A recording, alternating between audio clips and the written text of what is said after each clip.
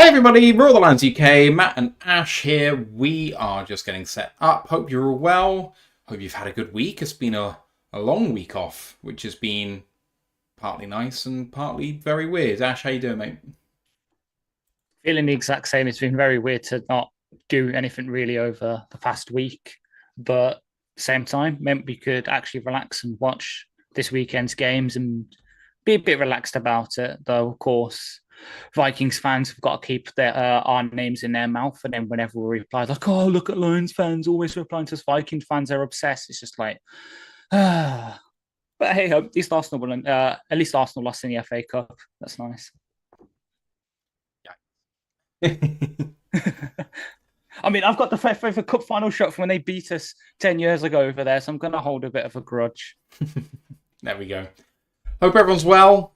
We have got a mailbag on this evening. So if you have a question for us, and it can be about absolutely anything, it can be about life, it can be about us, it can be about Lions, it can be about the general NFL, it can be about a different team. I don't mind. Whatever you fancy, it's all fair game. I don't care. I'll take any question. So please do come say hello. What's up? I'm just quickly doing some Googling. Why? Okay. What's that? Oh, The name. Yeah. I have no idea. What's that from? It's the name of a German film. Okay. Interesting. A film called The Ant-Man. Oh! Cool. Grandizer asked the question. Thank you very much, Grandizer. I've put it on the list. Experiment says, hope you enjoyed the week off. I immediately started to feel playoff pressure as soon as that field goal dunked through. Yeah, it feels very real as soon as you know who it is. It's like Schrodinger's game. Until we knew who we were facing, it wasn't real. How you doing, man? How's Ant? I'm good, cheers. Hope you all are. Feeling a weird hybrid of kind of rested and also extremely tired and I don't know. It's weird because at this time of year, over our fandom, we're gearing up for the draft at this point, going, oh, these playoff games are nice. Wouldn't it be great to be a bit of a part of that? And now I'm starting to do my draft prep. Like, I am, because otherwise I'll just get too behind. And I'm watching these playoff games, so it's not like even with a week off, I feel good. I feel like shit. I mean, just staying up late watching these games, it's like, well, the season's going to be over in 4 weeks, so, you know, you better watch it or it's going to be done. But, man, it doesn't half make you feel bad. Yeah. Especially with the wildcard round being as shit as it has been so far. One good game? Yeah, true. Out of 5, is it? Or am I missing a game? Was there another good game? 5, because obviously the 6th tonight, isn't it? Yeah. It would be a stretch to say any of the other games were good, right? Yeah. Which sucks. I know people have been saying, oh, this is why we need to get rid of the 7th seed. I think we need to get rid of the 6th seed as well. Fucking awful. Why not we just have exactly 5 seeds, the 4 divisional winners and the best other team, fight it out, remove the amount of games. Oh, wait. That would be just as boring. I could see that, actually. The 4 divisional winners and the next best available team, and it's just 4v5 for a play-in. And then it's just 1v4 versus 5 and 2 versus 3. And that's it. Yeah. Oh, the NFL would hate it because the cap would have to fall because there's so many less games. Mm-hmm.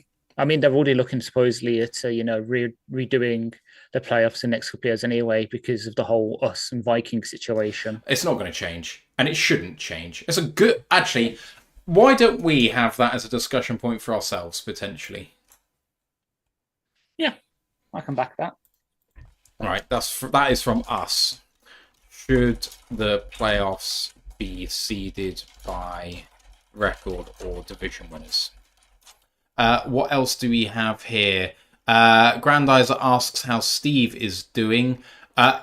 Steve seems to be doing well. It's hard to know sometimes because, cancer's no fun even at the best of times. So, yeah, he seems okay. So that's something. Keep fine. So, yeah. Grandizer also asked what Ant is drinking. Just coffee for now, but I'll probably move on to something stronger. Gotta be done. Adam Gilchrist says it was a really tough game yesterday. Defense played really well. Jordan Love had a rough game, did not show up. Going to have to really step up. And going to be a rough off-season because the talk is going to be about Jordan Love and Matt LaFleur's coaching. And said that the Eagles looked very beatable. I definitely agree with that last point. Eagles look borderline poor. I know I don't want to do the show before the show, but I was shocked. Mm-hmm.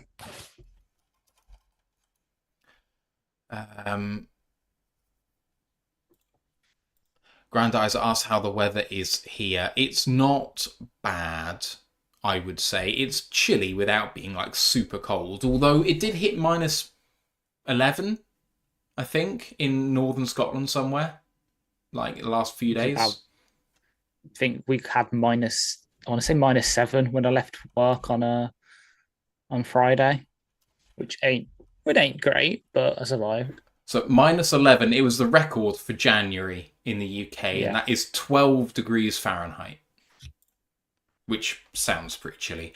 Adam wishes us the best of luck. Thanks, Adam. I can't say that I'm particularly sorry to see you guys out of the playoffs, but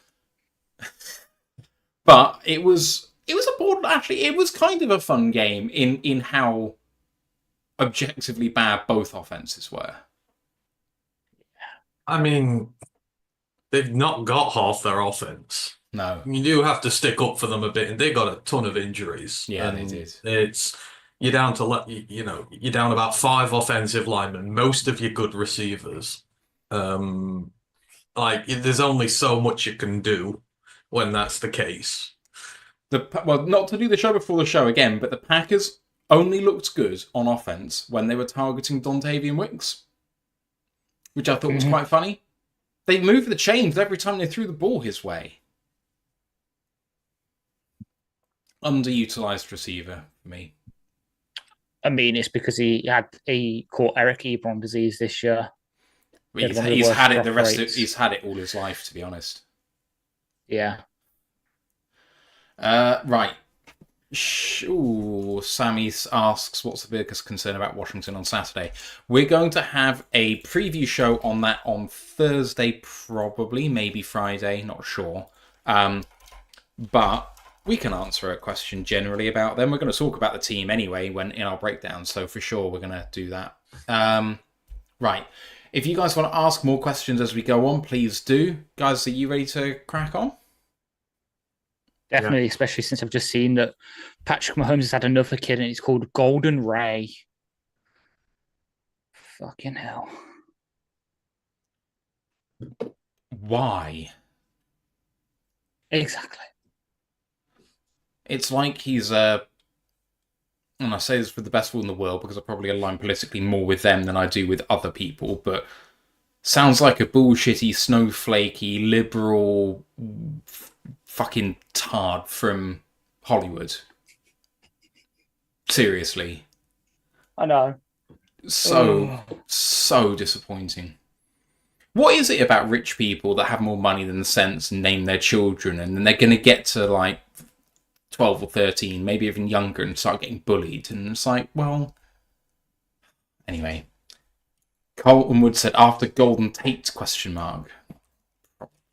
not. I wish. Don't know.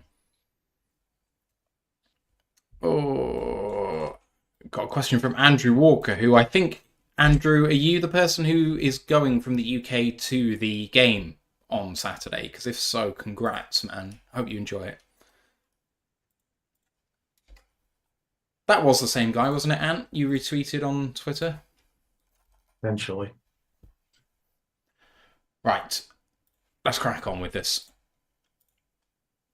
Recording in progress. Welcome to another edition of the Royal Alliance UK podcast, episode 322, Abolish the Wildcard. My name's Matthew Turn, alongside Anthony Fitzpatrick and Ashley Soden. How are you doing, boys?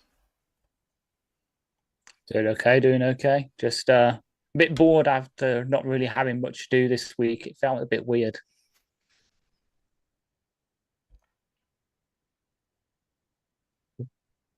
You're right, Ant. Yeah. Sorry, just got a few bits I was doing. No, that's all right. I saw you open your mouth and I thought you were going to say something, so I hung on for it. Just No, hung on for no. dead air. No.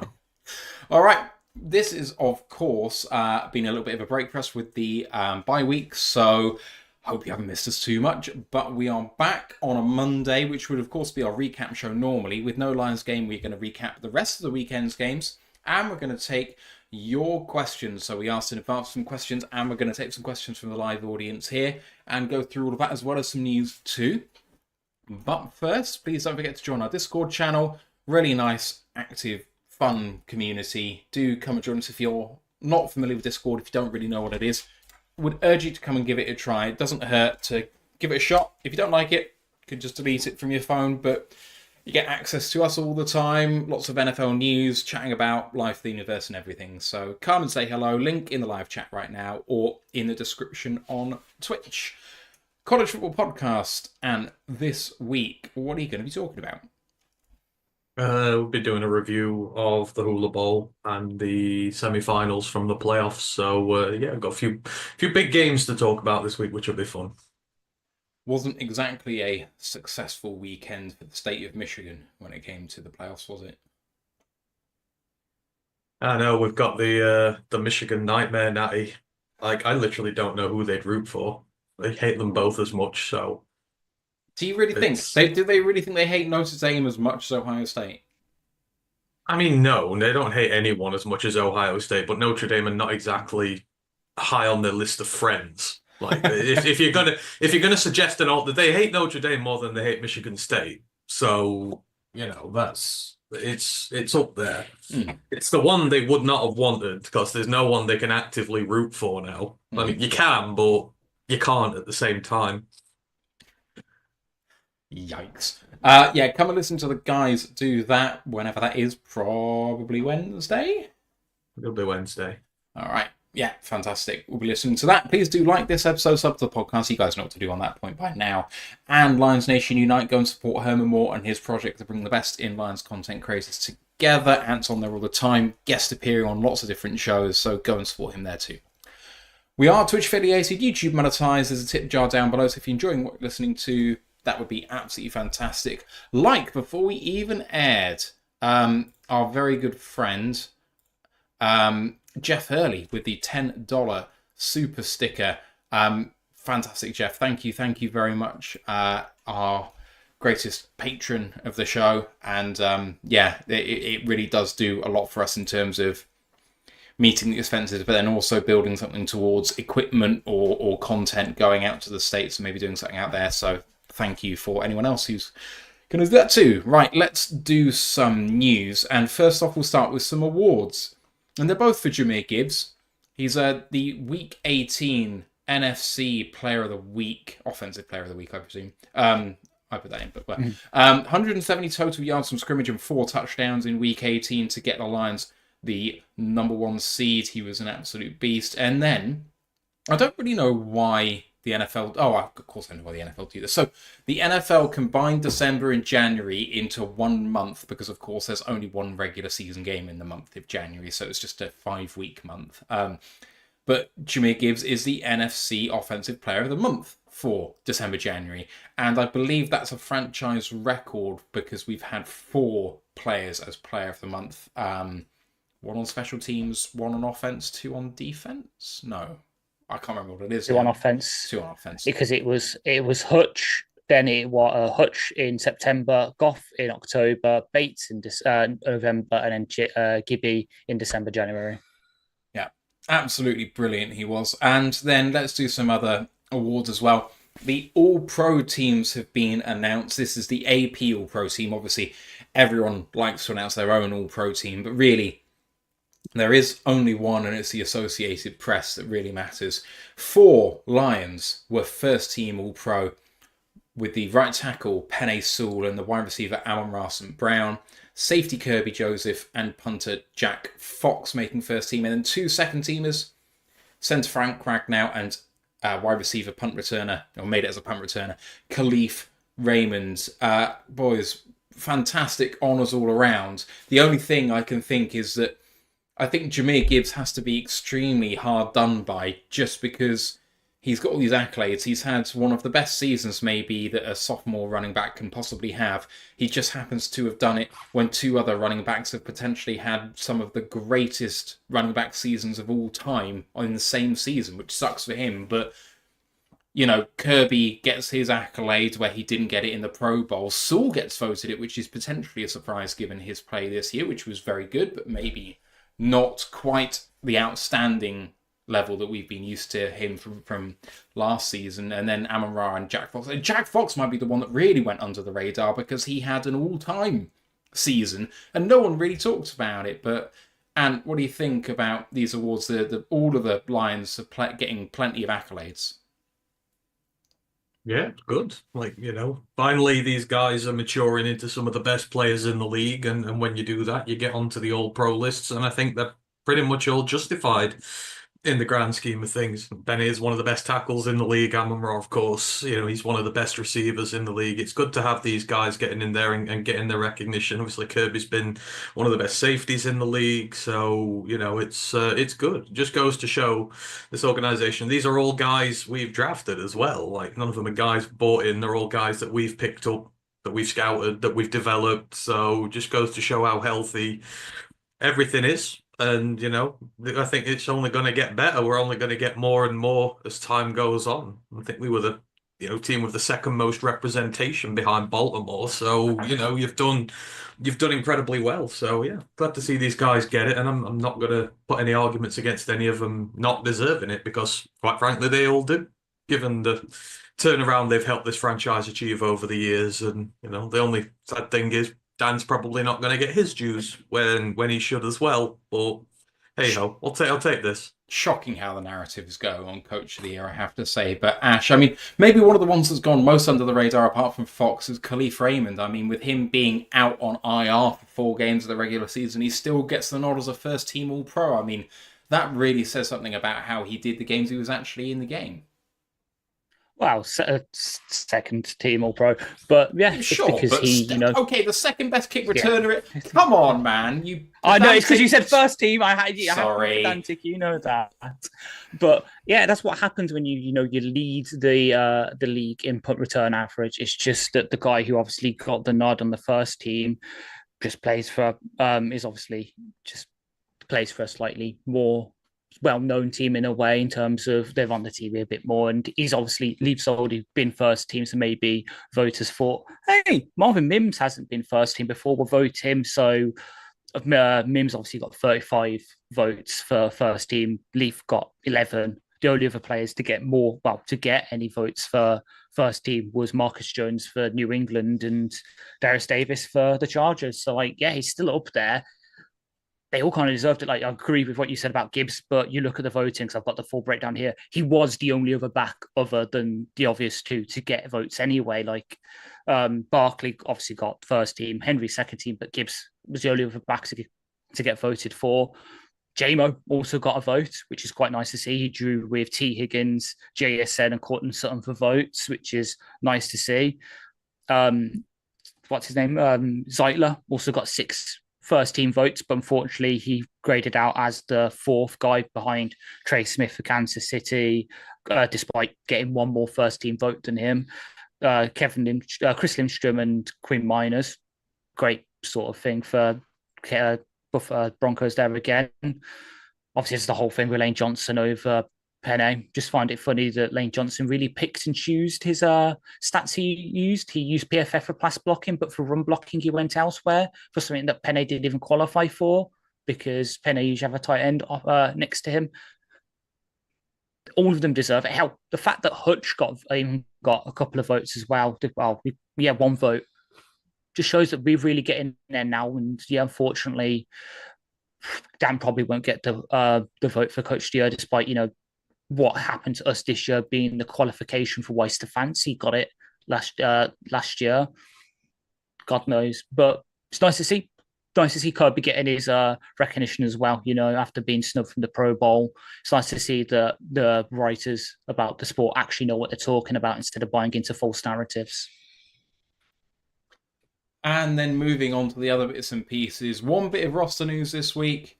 Designated for return from injury reserve, cornerback and rookie second rounder Ennis Rakestraw has his 21-day window open, so he can be returned anytime between now and I think we're about day 4 into this for him.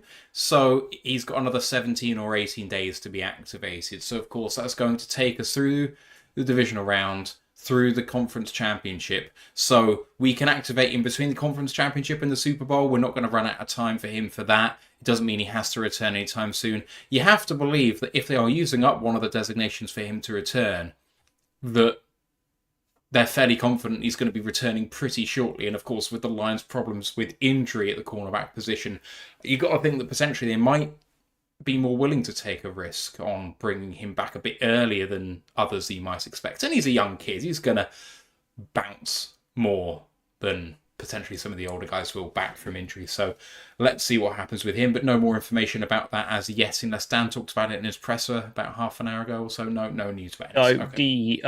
The only injury news he gave was that no one got injured over the bye, which is obviously good news. He said we'll know more about Zeitler and Arnold tomorrow when the players actually return to practice, because obviously they've had 3 days off. And that is very, very excited for Monty to come back, and that he will have a role on Saturday night. So, two-headed monster is back. Sonic and Knuckles relatively full strength. Always nice to see. Yeah, that'll be really special. And then let's go through the staff interviews as well, because there's some no surprises for some of these, and then some big surprises for the others. So Ben Johnson had 4 interviews this week. One with New England. They've obviously hired Vrabel recently, so that role has gone. Vegas on the 10th, Chicago and Jacksonville on the 11th, and then it looks like Dallas are going to be inviting him for an interview as well. Of course, famously, the Jets and him basically put out a joint statement saying they weren't interested in each other, which is the weirdest move ever. Why even announce it? I don't even know, but never mind. Aaron Glenn, defensive coordinator, has, however, interviewed with the New York Jets. He's also interviewed with Vegas and the Saints on the 10th, and Jacksonville and Chicago on the 11th. He turned down a request by New England to interview with them. I do wonder whether that had something to do with the Rooney Rule, and he didn't want to be the token black guy being interviewed by them. But we'll see. I mean, I'm not accusing the Patriots of racism, but Yeah. Offensive line coach Hank Fraley has also had an interview for offensive coordinator. That was with Seattle on the 9th.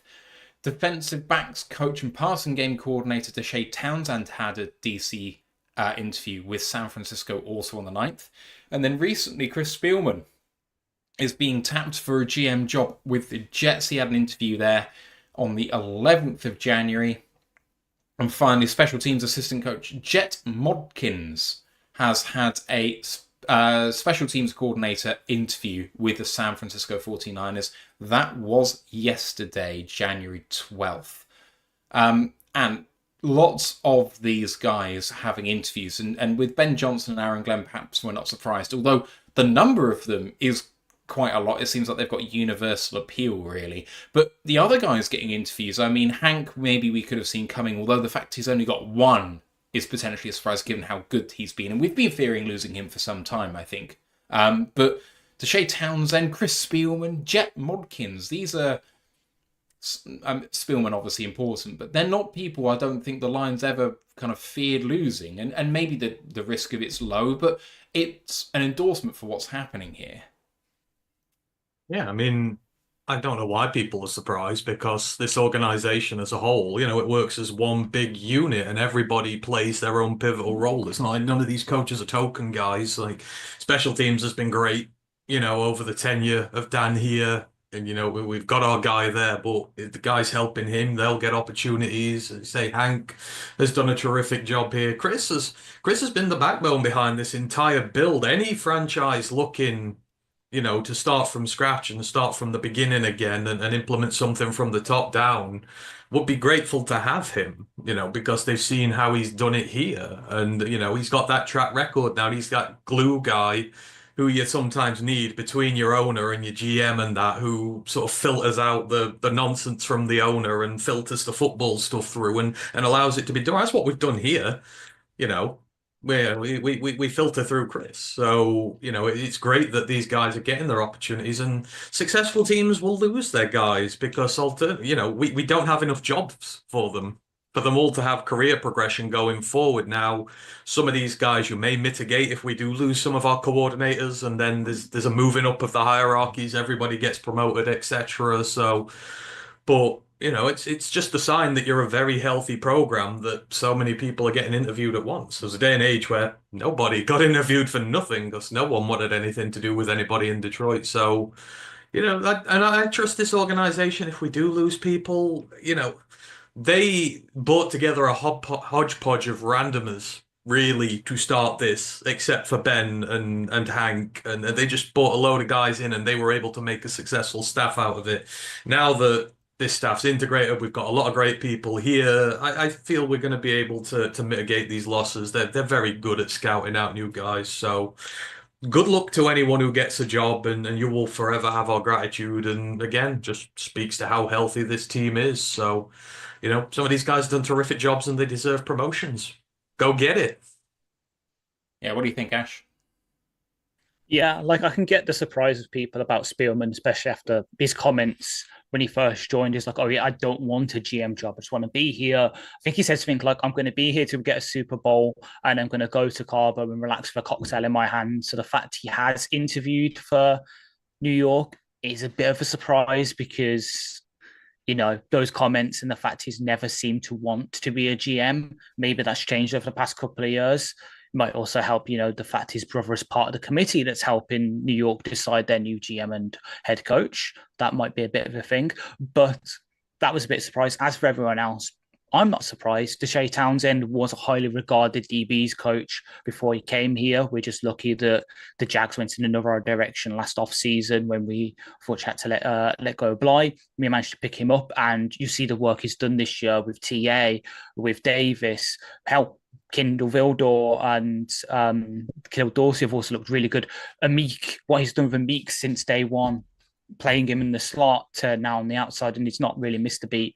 So with the focus that San Francisco now have on that DB room, as when we previewed them a couple of weeks ago when we faced them, they have a damn good secondary. Them sort of moving in that direction with their DC role instead of the usual linebackers and defensive line coaches they've had the past couple of years. Look at D'Amico Ryans, Robert Sala, Steve Wilkes. Steve Wilkes is more of a secondary guy, but they're usually more linebacker guys. The fact they're now focusing on that young secondary, we've got Ronaldo Green, who set the record for them for rookie pass breakups. Yes, I'm picking out a former null there. The fact they've just paid a lot of money to their slot corner. Them sort of getting that guy in who's shown he's got that ability to advance DBs while also having that sort of role of playing, coaching in different areas makes sense for them. Jeff Modkins working under Dave Phipp, who is one of the best special teams coaches in the league. When it was reported in the tweet that everyone picked up on them and they found out, it said, oh yeah, who's been the assistant under Dave Phipp, who's the best special teams coach in the league. It's nice that he can get that progression. We should be able to mitigate that. And then Hank, well, we've all been scared for a while that we're going to lose him. We all thought it'd be if and when Ben goes, they'll probably take him to be his OC because of how important the O-line is to Ben's scheme and it is to us. So he's probably the one, as I said earlier today, he is the one like sort of position coach out of the ones that got interviewed so far. I'm like, shit, actually, we do need to, if he does go, we do need to look around and find the best because Hank is the best offensive line coach in the league. And as Dan said multiple times, the offensive line is that engine of our team. We need it to be fully firing. So losing the guy who has, progressed some guys like Christian Mahogany, who would have thought he would have to come in and play the way he did after, missing all the training camp with mono/glandular fever. He's the one I'm really scared about losing. Obviously, other coordinators, seems Las Vegas seems to be the favourite for Ben. So who knows, as Ray correctly put in our Discord, watch for Tom Brady to be communicating via semaphore from the commentary booth on Saturday. As for AG, New York and the Saints both make sense considering, he used to play there, but I won't be surprised if he goes elsewhere. He's the kind of culture guy. So any of the teams he's interviewed for really could use him. While, Ben will probably go somewhere where we have a nice big pick to get either a fresh rookie QB or the other ones obviously have QBs who you can build on. They're both going to hit the ground running, I think, no matter where they go. But it'll be hard to lose them because they've been fundamental parts of here. But at the same time, pat them on the back. They've given us all they can. If they want to go to the next progression, then that's great for them. So long as, when they play us, they purposely tank so we can still be good. That's all good. Many thanks to Joshua Mercer 7 on Twitch, cheering with 100 bits, and says, I'm so excited for this upcoming game. Let's fucking go Loins. Let's go Loins. Let's crack on with talking about Wildcard Weekend. It wasn't the best slate of games we've ever seen, but there's some interesting talking points, I think, with almost all of these games, even if it's just talking about the victors and how they did it. And we're going to start chronologically with Chargers at Texans. And Chargers, I think, came into this game probably more favoured by the public than they were on the spread, which I think was 3 points coming into this game in favour of the Chargers. Texans, their offense has been struggling. CJ Stroud has not been who he was last year. They've got 2 of their top 3 wide receivers down. You can make lots of arguments as to why the Texans perhaps shouldn't have been favourites going into this game. And what a weird game this was, boys. Texans win 32-12, with the Chargers getting out to a 6-point lead. There was an interception for both teams in there early on in this game, with Stroud throwing one which was picked off by Leonard. But then the very next play, Herbert threw one right back. But into this game, as far down as, where was the Houston Texans' first points? 58 seconds left in the first half before Houston scored any points at all. And then they managed to get a field goal after that, somehow, and they led 10-6, and then it was all one-way traffic, 22-6 in the second half for the Texans as they pulled away after Justin Herbert, who has been particularly interception averse this season, went full-blown it was awful to watch. I mean, having a look at their drive summary in the second half, it goes turnover on downs, punt, pick 6, interception, touchdown, interception. That is all manner of yikes. And I know you were talking about this game and just saying about how maybe Herbert it seems to be playoff experience is potentially lacking for him. I mean, he melted down at the worst possible moment. I mean, you can say that, but at the same point, he had to do it all on his own. Texans just put out a splendid game plan. Stopped the Chargers running the ball. They couldn't run it to save their lives. Had to keep throwing it, and they teed off on him. Again, the Texans were massively disrespected coming into this. That defensive line on its own, Mario Edwards, Will Anderson, Daniil Courtry, all these guys, they are a great unit. They stop the run, and then the edge rushers teed off. And they just sack after sack after sack after play after play after play. And then that creates situations where Herbert's having to throw a little too early. He's throwing air balls. He's throwing ones out there to be got at. And that's a great defensive performance. That's how you do it. Stop the run, force mistakes from the quarterback. And he got no help whatsoever. I'm really disappointed with the Chargers. They've invested massively in that offensive line. I got 2 first-round tackles on that line who are now gaining experience. And again, they're not vested veterans, all of them yet, but they were disappointing. And so the Texans offense didn't need to be great for them to be able to win this. But, the Texans team's good. They've just undergone a sophomore slump. Like a lot of good teams do. They overachieved last year. They came back down to par this year. They're still a good team. And, Stroud eventually got his act together. And it was kind of a run out. But yeah, this was Justin Herbert's second playoff game in 5 years. He's not been in these situations much, where you are under the real pressure of knockout football, and until you get that experience, there's a lot that I reckon that's why Goff's so good. Goff's played a lot of playoff football. He's been there. He's done that. He's now experienced. He knows what comes with the territory, and it's why I would rate Jared Goff as a better quarterback than Justin Herbert right now, not because of his physical tools and everything, but because of the mental side of his game.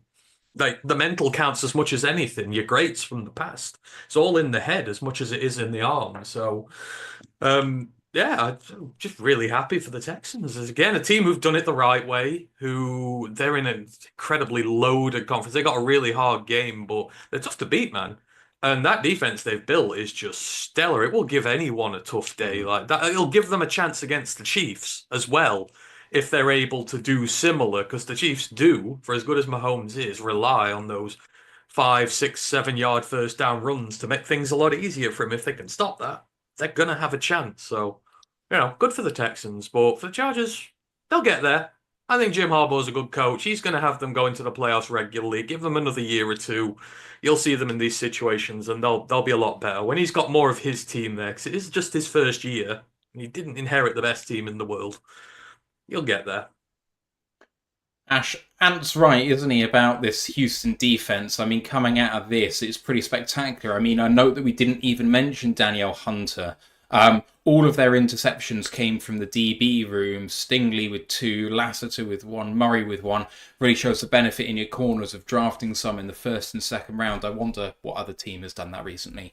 But otherwise, they just got consistent yards without blowing teams away. I mean, Joe Mixon kind of got going really in that second half and got over 100 yards. But the only player on the Chargers team at all on offense to get above 26 yards was Lad McConkey with 197, and he was helped out with an 86-yarder, which came out of nowhere to kind of put the Chargers in with a 2% shot later on. But even then, it was a bit of a vain hope. Yeah, mark it off the bingo card. Matt talks about Lad McConkey. But yeah, on hands up, I predicted the Chargers would win because I was like, they've got the potentially more explosive offense because obviously the injuries to the Texans receiver room. They've got the QB with the bigger arm who can do a bit more mobile stuff.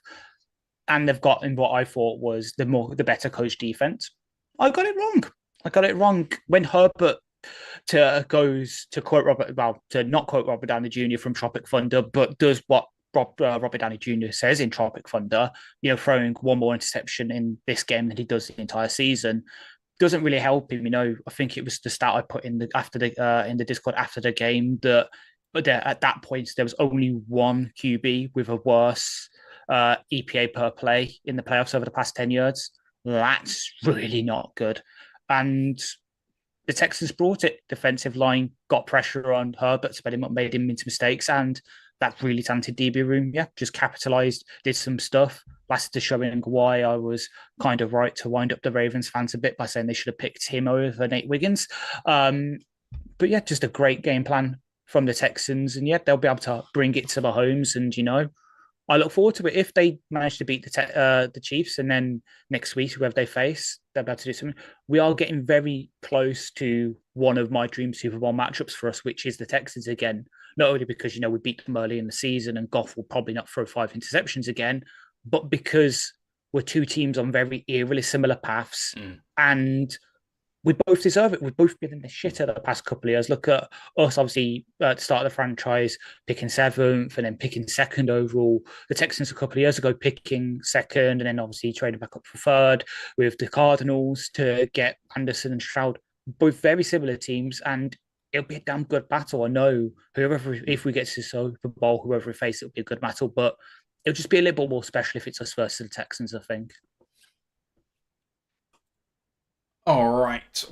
Actually, I'll spoil a little something before we talk about the Chiefs. On Thursday, when we preview the rest of the slate for Divisional Round, I think I'm going to be picking the Texans straight up. I think so. Because if you think about what Chiefs do well, what's the answer? Not a lot. I mean, they have Patrick Mahomes and they have Travis Kelce and they have Steve Spagnuolo and Andy Reid. But beyond that, what do they actually have? I don't really know. If someone wants to say Hollywood Brown is an asset to them, go for it. If someone wants to say Xavier Worthy is a really big asset, go for it. But, you to look at this Houston defense and have a look at how well it's playing. It's balling out and it's up front and in your face. Chiefs, I don't think are great running the ball. I don't think they're fantastic passing the ball. They've got one of the lowest explosive play rates in the NFL.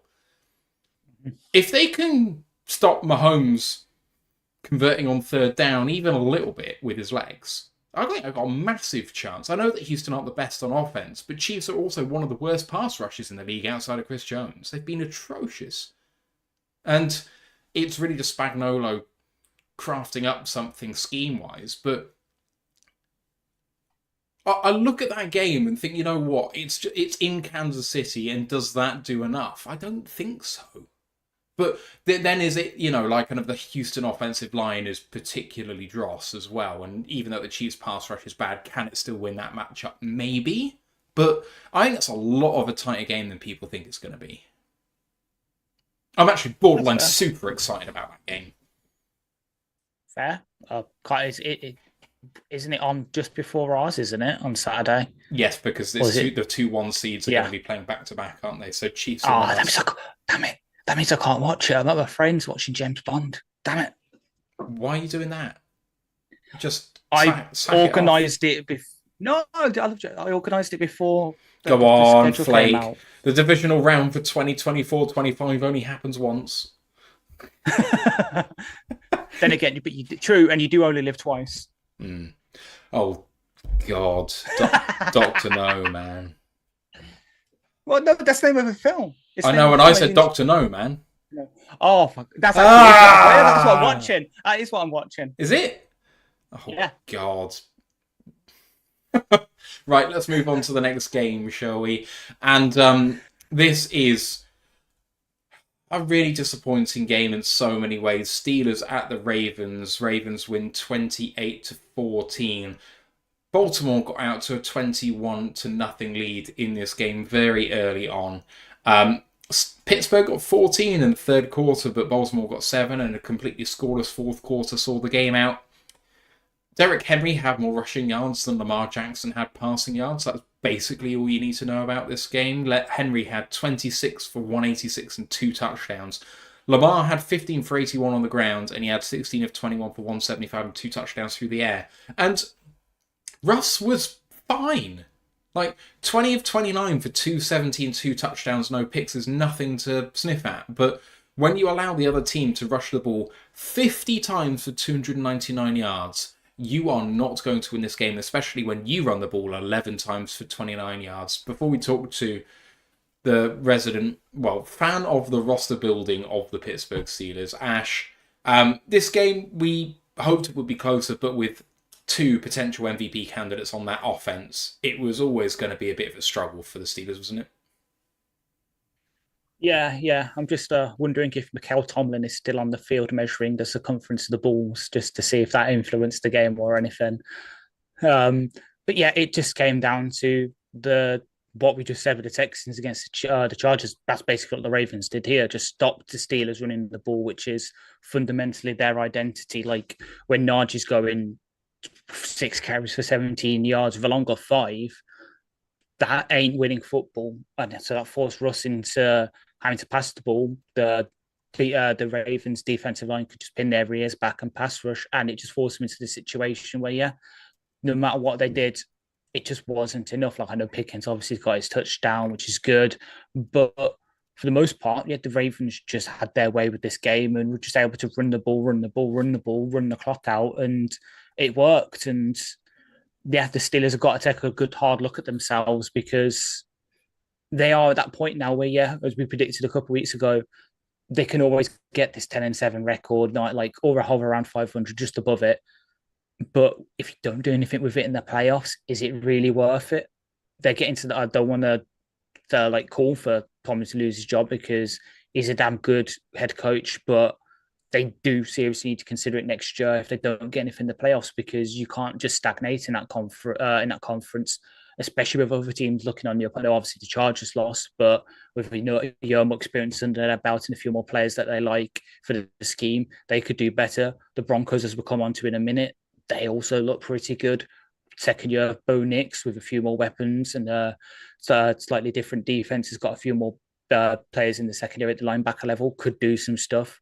You can't afford just to stay the same in the conference because otherwise you'll start falling down. So congratulations to the Ravens. I'm looking forward to the MVP off next week. Steelers, better luck next year, but you better do better next year, otherwise it's rebuild time. And this was a really interesting game for the Steelers, I think, because there was... It's hard to frame this, so I'll try my best to put it the way that I think I want to. The Steelers brass probably don't think there's a huge amount on the line for this game. They got to the playoffs, that was the aim. That was probably ahead of expectations for this team, given where the quarterback situation is. And yet, for everyone else, and I think maybe you most of all, when you say the Super Bowl is the only way that you've got to aim for, playoff win is the first start to that, and the Steelers have failed again to get a playoff win, and so their season ultimately gets the failure tag. Of course it does. And I mean, I don't know again, the only aim in the NFL is to win a Super Bowl. Like that is it. There are no cup competitions, there are no European competitions. You have got to put together a roster that can win a Super Bowl. That is the whole point of this. And now the Steelers' last 3 playoff games have been against the Chiefs, the Bills, and the Ravens, and they've been blown out every single time. The level, like the talent level, it maybe not the talent level, but the coaching, the overall skill level of these teams, it's so like easy to see the difference. This is not 1 level behind. This is not 2 levels behind. This is 3 levels behind. This is massive territory. And you've mentioned teams like the Texans and the Broncos who are making steps forward, who are pushing, who are winning playoff games, who are, they're looking good and they're making progress forward. This team is stagnant. It's completely and utterly stagnant. And, you just don't know where they go.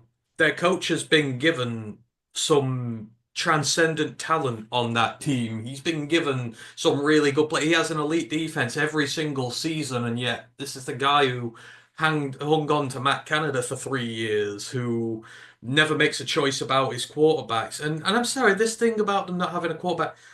Bo Nix was picked in the mid-teens. Patrick Mahomes was picked at 11. Josh Allen was picked at 7. Like, you don't have to go to number 1 in a draft to go and get a good quarterback. There are options. Lamar at 32. Exactly.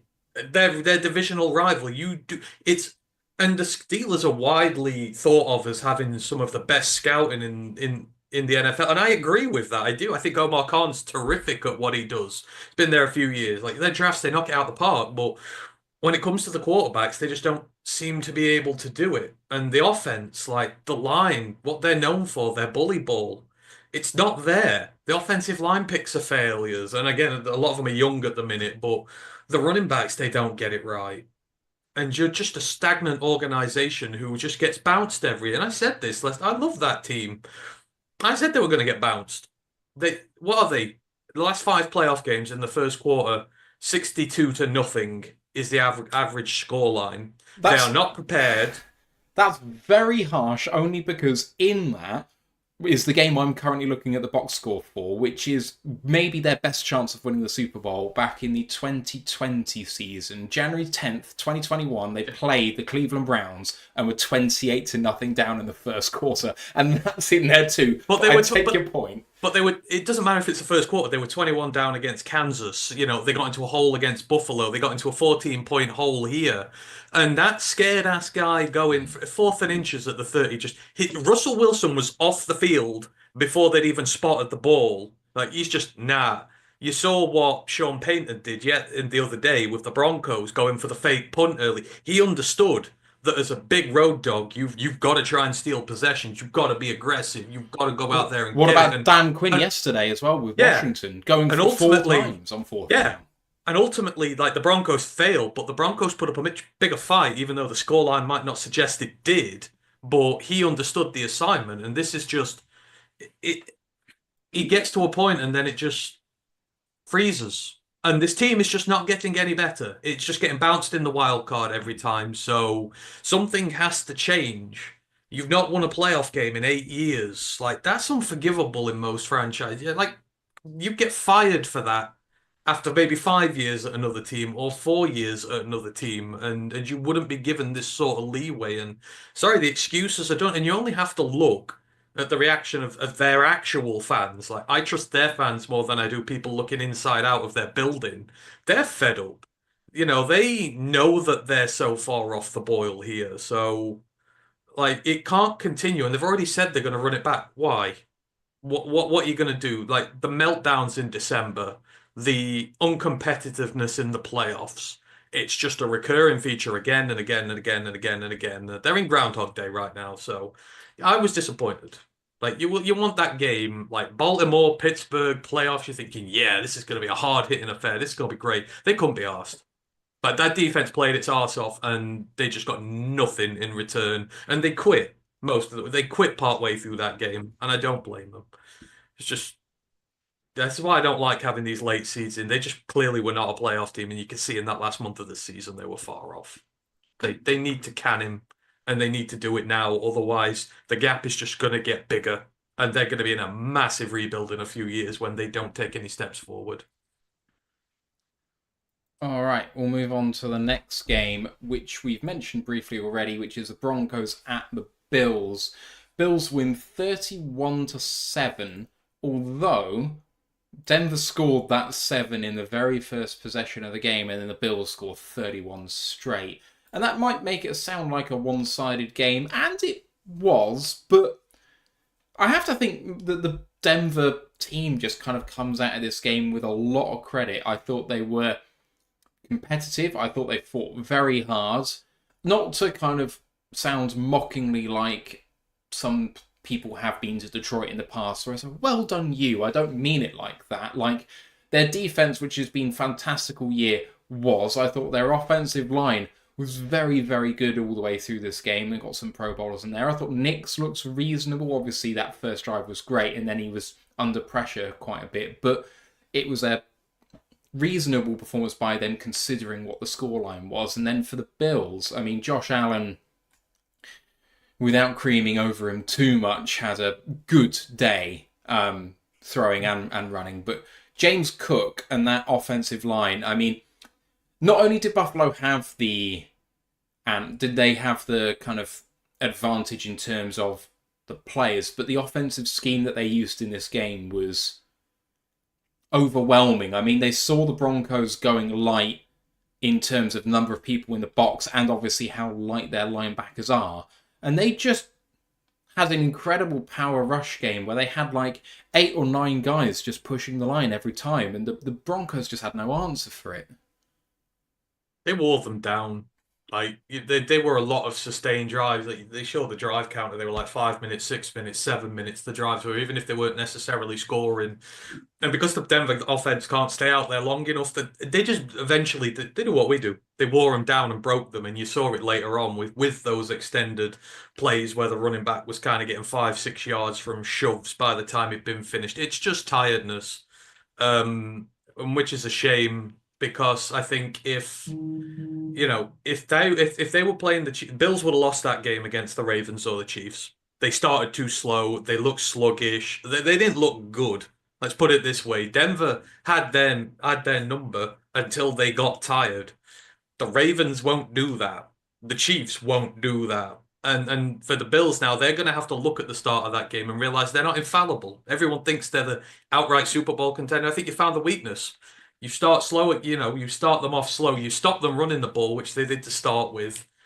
They're vulnerable, and you can put points on them, and you can force them to punt. So, the Ravens will look at that as a big opportunity. But I agree. I thought Denver did very well. I thought the Denver defense did really well. I think until it got gashed again, they gave up 31 points, but I thought overall they were really good in the circumstances. And I thought it's a big stage to be on.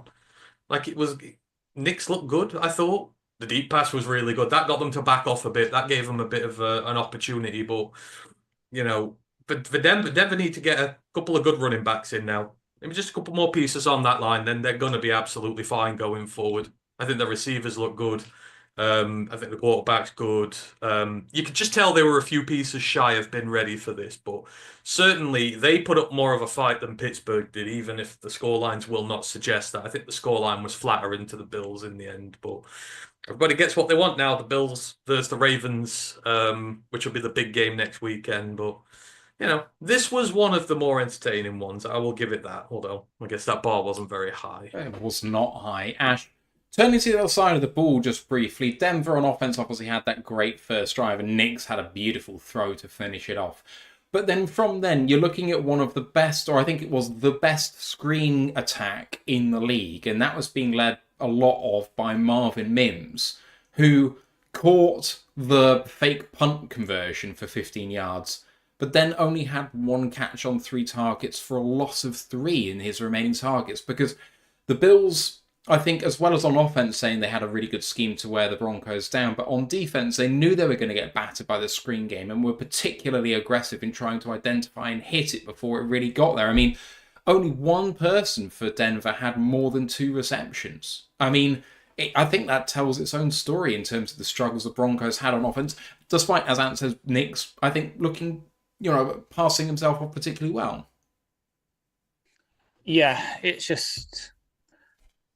was just maybe one step too much for them because, as you say, the Bills' defense just matched up perfectly with their offense in terms of they even said it on the coverage. One of the few things that Tony Romo said that I could actually stand to listen to before I went to the gym was that the Bills stay in that nickel, and all they do is they just move their pieces around to match whatever you bring out. You bring out 2 tight ends, whether they've got a slot corner into Ron Johnson, you can go play strong safety. They can bring a strong safety down into the box to match up against your second tight end.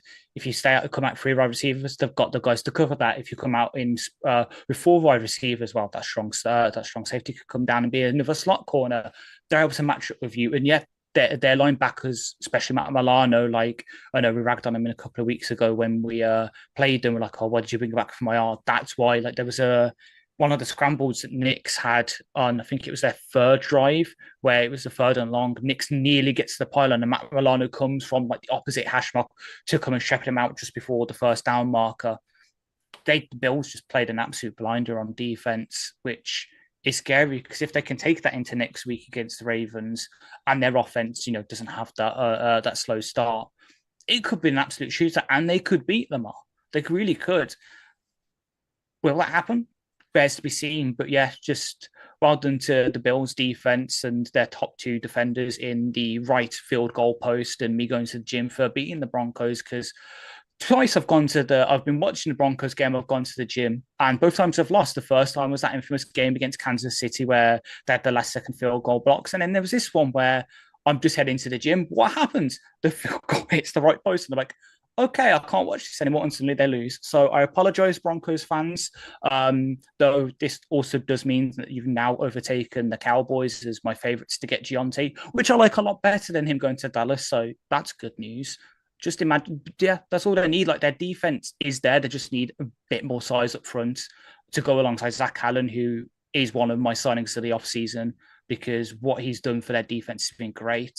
And they just need a few more weapons on offense because, yeah, Cortland Sutton did okay, but when you're rotating running backs and they're not really doing much, like going into this game, Peyton said, oh, yeah, we're going to see what we can do with Tyler DeBaddy and see what he can do, giving him only 2 carries for 8 yards, one of which was a 7-yard run. So his other one went for 1 yard, not really getting him involved in the passing game. That's not good. They just need a few more weapons on the offense for Knicks because they've got the offensive line. They've got the defense there, and hopefully Vance Joseph can stay there. Give Knicks a few more weapons, and I'm not saying they could challenge the Chiefs anytime soon, but they could go a lot further in the playoffs than they did this year. This game, of course, featured a ridiculous play, which I'm not convinced that the replay official got correct, but on 4th and 1 at the Denver 24, Josh Allen had the scramble play, which went on for a long time, through to the back of the end zone, and Ty Johnson, who did touch the back line, then re-established himself inside, and then as he was going to catch the ball, didn't necessarily entirely have it, but as he was going out of bounds, got his leg up, or his foot up, so it didn't touch the line Apparently. I mean, it looks like a split second whether he did actually touch the line or didn't before he maintained control of the catch. I maintain that it wasn't a touchdown, but given that it was called it on the field, I mean, it's a play which massively changes what happens in this game because it might be a turnover on downs if it's not, because there was good pressure on Allen in that play. That was 13-7 at that point, and it would have been Broncos' ball if that catch doesn't go. Instead, they get a 2-point conversion, it's 21-7, and that's basically ball game the way it was going. But the game turned on that decision from the replay official, and I'm still not convinced that they got it right. But that wasn't the first time, nor was it the last, that the replay officials have been lambasted a few times this weekend.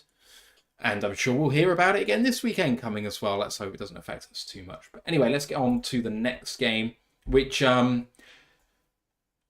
was maybe one of the weirdest games I've ever seen. It was the Packers-Eagles game, with the Packers falling in Philadelphia 22-10. Jordan Love had, like Justin Herbert, the meltdown of all meltdowns. He was 20 of 33 for 212 and 3 picks. But the Packers, even with that, were in this game pretty much all the way through, despite feeling like they should have been about 50 points down. It was 10-0 at the half, 16-3 at the end of the third. And, I mean, they had 3 fumbles, of which 1 was lost. So, they had 4 turnovers in this game. But Hurts only threw for 131 yards. And Saquon Barkley, despite going over 100 yards on 25 carries, had, I think, a rushing success rate of about 29%, which is one of the lowest of his Philadelphia Eagles career. I think it might have been the lowest of his Eagles career so far. Both teams did a fantastic job on defense. The Packers couldn't get anything going. They lost several players to injury, including Romeo Dobbs in this game and several defenders as well. Ash, this game, I mean, Eagles should have been way out of sight with the way that their defense was playing. Credit to the Packers for, I hate saying that, but credit the Packers for, on defense, really bringing it, because they went toe-to-toe with the Eagles on that side of the ball. But on offense, I mean, Josh Jacobs accepted. They were, and the Eagles, absolutely useless. Yeah, they were. Like, it was a weird game when one of the highlights, according to ESPN, was AJ Brown reading a book on the sidelines between his drives. Because that's legit, because obviously people that don't know, on ESPN, when you get up the box score, there's these little videos next to it where you have highlights. It's usually free. The middle one is that, between the 2 really damn good runs. So obviously the Josh Jacobs one that looked like Marshall and Lynch, and I completely agree. And you have one being Dallas Goedert, and it's literally just come out in the past couple of minutes that third stiff arm he didn't need to do. He slowed down and did it on purpose, which, I kind of respect a bit. He's like, nah, fuck you. I'm just going to make you look absolutely stupid here. You've taken 2 stiff arms. Here's a third, motherfucker. It's nice to see him kind of bounce back, because I remember the good old days when it was him and Zach Ertz, and the Eagles had this 2 tight end offense that was really damn good. He's fortunately kind of fallen off recent years, injuries and that. Nice to see that bounce back, though. They probably need to upgrade on Grant Calcutta for that to happen. Maybe see Philadelphia targeting the tight end in the draft, maybe. But yeah, both offenses didn't look the best. It really was just a battle of which defense could do more. And of course, it goes to the one that's more experienced, has been in their system longer, and has a few more pieces. Because, Green Bay has all these first-round picks on there. When you're trying out Eric Stokes, Corey Valentine, and Carrington Valentine as your corners, you're not going to do well, are you? Like, Edwin Cooper has had a damn good season, showed it again yesterday. McKinney showed why. Yeah, he was a good pickup, but he's not on the level of Kirby Joseph. They just needed a bit more. The Packers did a bit more from their defense to keep it in the game, because the offense was spluttering, because, they were having injuries left, right, and center.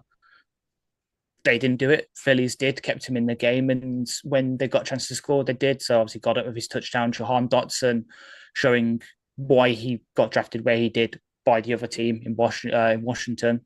And then just Saquon doing just about enough to keep the ball going. That's all Philadelphia needed. But at the same time, if we face them, obviously I'm not counting my chickens before they hatch kind of thing. But if we beat Commanders on Saturday, and they're who we in the Philadelphia who we face next week, I'm not scared right now. This could, of course, turn around with their game, whoever wins tonight against whoever wins tonight.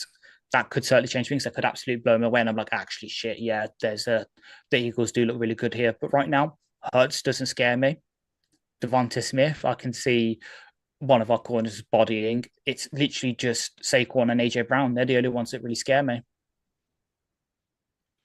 And what do you make of this game? Because I want to predict often what you're going to say about something, but I have absolutely no idea what direction you're going to take this. I mean, kind of a sickos game, really, a bit, wasn't it? These low scoring ones. I think it doesn't help when you had a ton of injuries in this game on both sides, which just affect the flow of the game as well. I mean, it's not just the Packers who got injuries on this, but the Eagles lost plenty of guys as well, and you kind of feel it took away from it a bit. Hurts obviously didn't look right after his concussion. He's still working his way back, and so I think injury played a part in how this went down, but it was very gritty. The Packers defense, it worked really well. I love what Hafley's done there. Like he's got them back to where they were before, and again, he's missing a lot of his key pieces on there, and still they were given a lot of short fields to start with. Like first play of the game, your punt returner gets absolutely smacked, and you're left with a short field there, and you could have been down quick early, but it was good to see in terms of how well and stoutly they resisted against it. And again, the Eagles don't look special, but this was again just sort of another old-fashioned wear and tear thing where the Eagles eventually were able to break them down and to get the win, but. Yeah, this was just affected too much by injury. It took away from the spectacle. I'd rather have seen these two teams at full strength go at it because I think it would have been a lot better. Like you could just see near the end, it's so difficult when you've got a receiving core of Dontavian Wicks, Bo Melton, and is it Emmanuel Wilson who they're playing as the third one. It's just you can't. There's only so much you can do with that. And again, you're down two left guards, you're down your left tackle, you're down Elton Jenkins as well. Like. It just makes it a bit rough, really. So, yeah, it was fine, but again, it just felt like the spectacle got taken away because of all the injuries, and then it just really hamstrung this game from being anywhere near as good as it could have been. Yeah, I'm with you. Many thanks to Tony White for the $5 super sticker. Thank you very much, Tony. Appreciate you. We're going to move on to the next one, which is, I think, the last one, actually. We've really done all five already. Commanders at Buccaneers last night, and I mean, what a cracking advert for the game. After all of the dross that we saw before, this one really was very, very good. And the Commanders win on the road 23-20. The Bucs were favoured, I think, by about that margin, by about 3. So Commanders flipped it, and Jaden Daniels was fantastic. 24-35, 268 and 2 touchdowns. Baker Mayfield, I mean, his numbers look fairly pedestrian in comparison, but 15 of 18 for 185 and 2 touchdowns. I mean, very efficient, high percentage, but just wasn't able to pass very much because the Buccaneers only have 43 offensive plays. I mean, that must be the smallest amount of offensive plays a team's had in some time in the playoffs because, I mean, their time of possession was 24 minutes in this game, and that comes, as I mentioned before, the Commanders went for it on 4th down, 5 times converting 3, and they had 8 of 15 on 3rd downs, as well as 3 first downs from penalties. So Washington moved the ball very well, very efficiently. Not a lot on the ground for Washington. Daniels was the leading rusher with 36 yards. Otherwise, Brian Robinson was at 1.6 yards a carry and Eckler at 3. But, De'Ami Brown decided after all of this time he was going to be a real wide receiver, 5 of 5 for 89 and a touchdown. He's been brilliant in the last month. I think he's had more receptions in the last month than he's had in the entire season. So he's really woken up at the perfect time for Washington. And to start with you, clearly the best game of the weekend. Washington win it on a field goal that dunks off the post after the Buccaneers just go all cowardly and decide to take a field goal to tie it up with 4.5 minutes to go against a quarterback who's just really good at converting on the money downs. I mean, when it comes to it all being said and done, people are going to look at the Buccaneers head coach and have a look at maybe the Buccaneers head coach in terms of his career and just say, when it's come to the clutch moments, sometimes he's just played a bit scared, which is weird considering how attacking that defense is. Yeah, I mean, first of all, this is very fun. it's a rare game between two teams that I actually quite like. So there's, you root for both these teams. Both these teams are built like properly. Like we've always said, the Bucks are molded a little bit in orange. Washington certainly are. They're playing like a team who doesn't care like what people think about them. Like their, their resemblance to us 12 months ago is uncanny.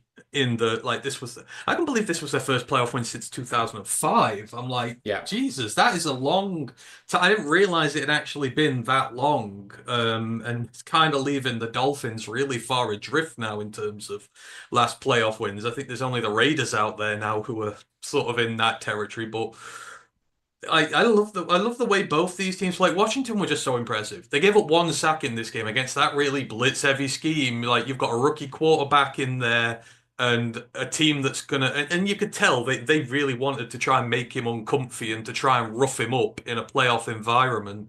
And the way that they first schemed the game, there were a lot of screens, a lot of short passes, get the ball out early, bypass the blitz, get it out his hands into the hands of your playmakers. Running backs were very effective in this. Tight ends were very effective in this.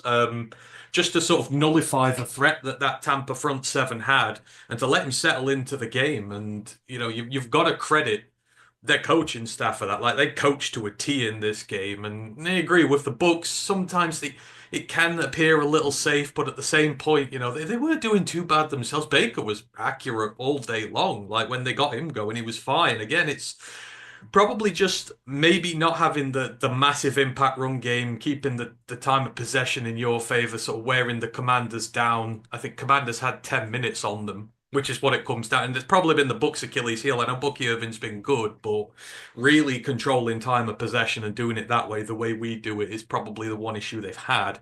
But this Washington team's full of good players. It's always been a good defense, which can limit teams. And the offense now, like Terry's back to his best form.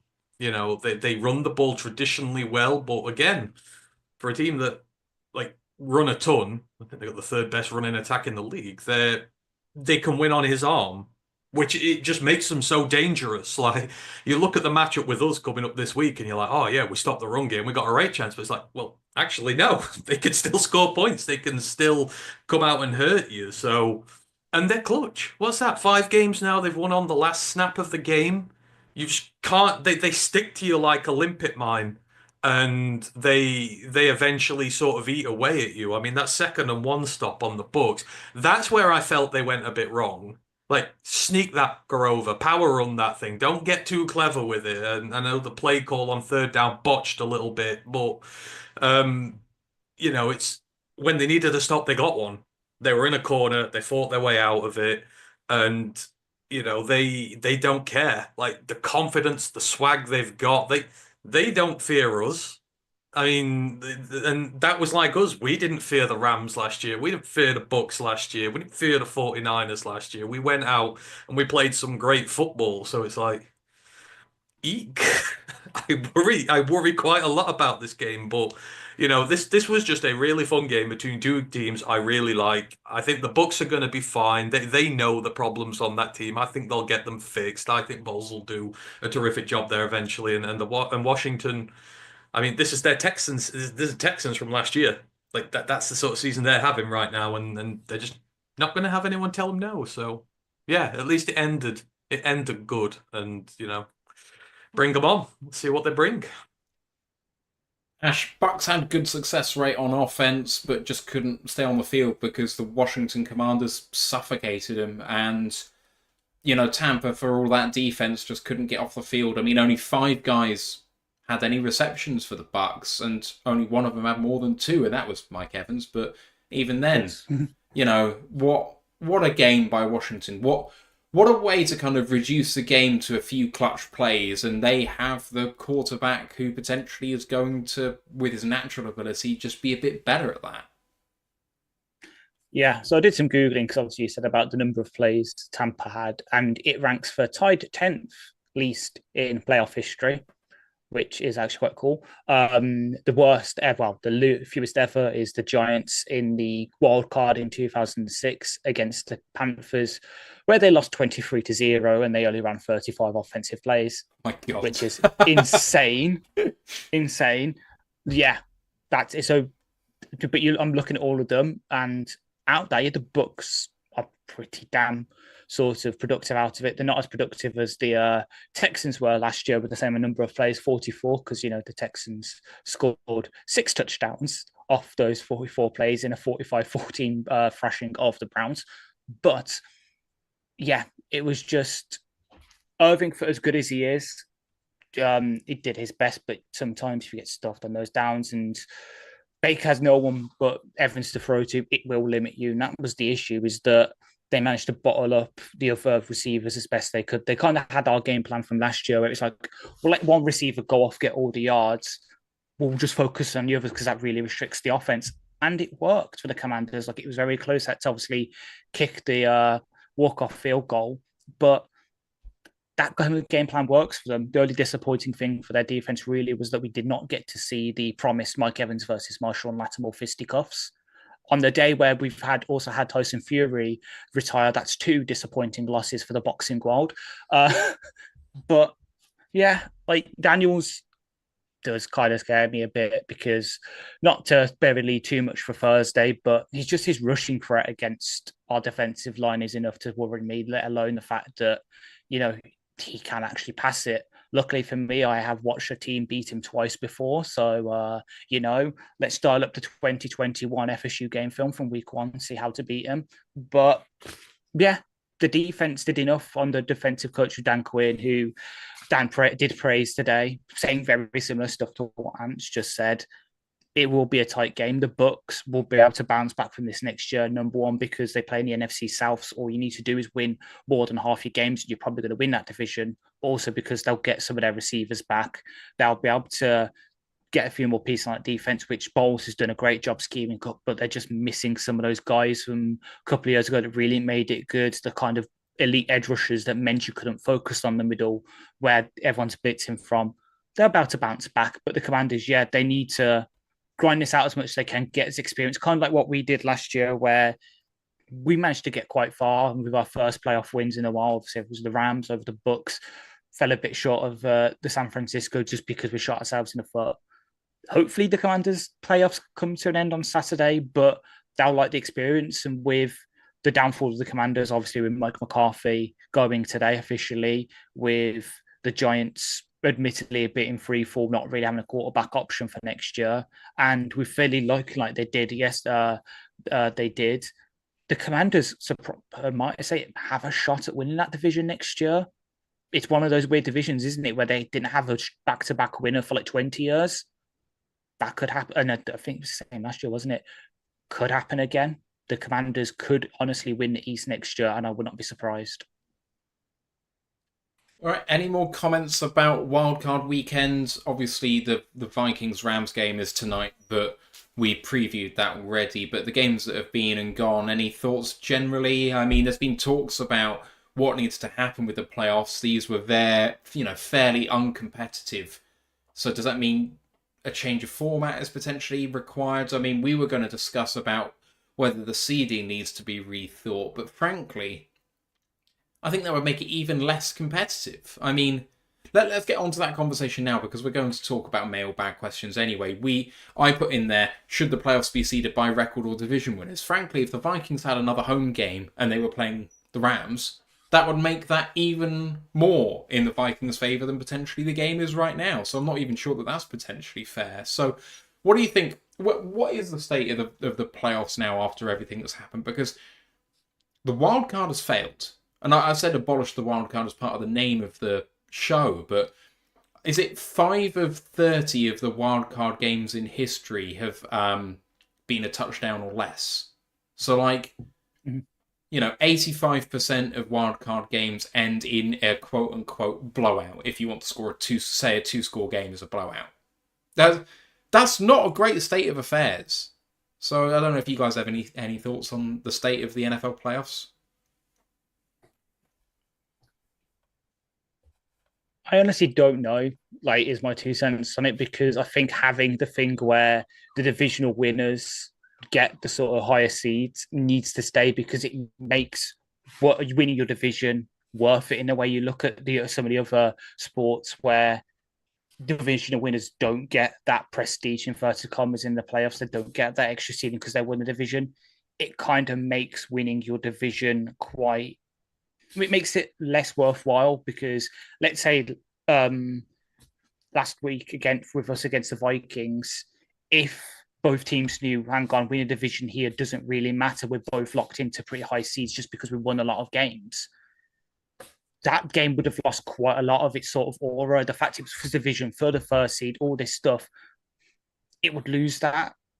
So I'd keep that at least. Yeah, we might need to go back to the sort of the six, get rid of the sort of seventh seed, which was obviously introduced for the TV standings. Me and Matt were discussing it briefly.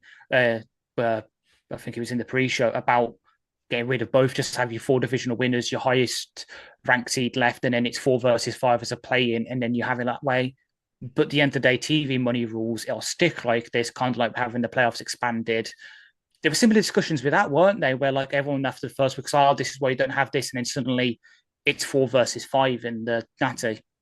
So maybe we just need to see it all bear out this year with it, and then look back at it. But yeah, right now there does need to be changes. It doesn't have to be what's supposedly been considered with obviously what everyone was calling for with the situation with us and the Vikings, where yeah, the divisional winners lose their prestige of getting those top 4 seeds because it'll just ruin it.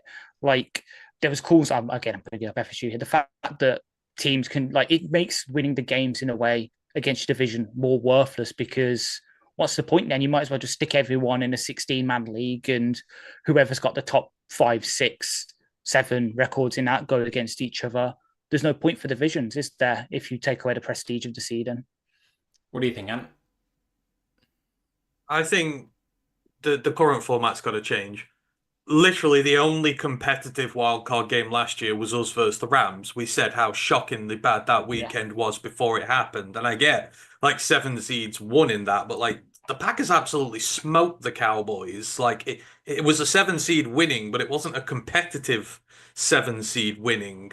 And, ours was literally the only good game. And like we've said this year, I think the Eagles Green Bay was a close scoreline, but I'm not sure it was that you didn't really feel the danger was there that it was going to be an upset.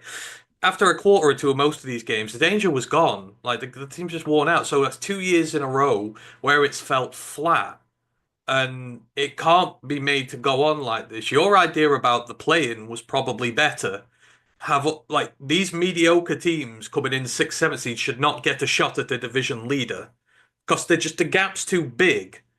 We've seen how big the gaps are this week. The gaps are massive, and it shouldn't be there. Put all these mediocre bum-ass teams who are on the periphery in against one another, and let the guy from that come out and maybe take a spot in the final group, and do it that way instead. But this format just doesn't work. Even the NFL dropped the Super from Super Wildcard Weekend because they know it's a crock of shit and that it's no good. So it's just not fun TV. And I get, you don't want just 4 teams from each going through because that's basically going to render the last month of the regular season, tankathon to the draft because no one's got anything to play for. But at the same time, it's just putting out a really bad product. One, don't go up to 18 games. There's too many games. You should go back down to 16 and maybe do this, but there's just too much. There's just too much football getting played, and there's too much bad football getting played. You got the last few bad weeks of the season, and then you get the first bad week of the playoffs. It's just not good. So something needs to change. There should not be 7 seeds from both. It should be lessened so that the playoffs mean something again. So I go one or two ways on this. I kind of think it's okay as it is because you do get some shocks, and our Packers fan in the chat, Adam, speaks about the fact his 7-seed Packers smoked the Cowboys last year, which I think is fair, and that was a terrific game. No matter, obviously... It was shit. It was rubbish. Yeah, but only because the Cowboys were smoked. Yeah, but you want competitive games. The Cowboys weren't competitive. Yeah, but the Packers were the 7-seed. Yeah, but still... It's not competitive football. The Cowboys really shouldn't have been in the playoffs either. Yeah, but they were the 2-seed.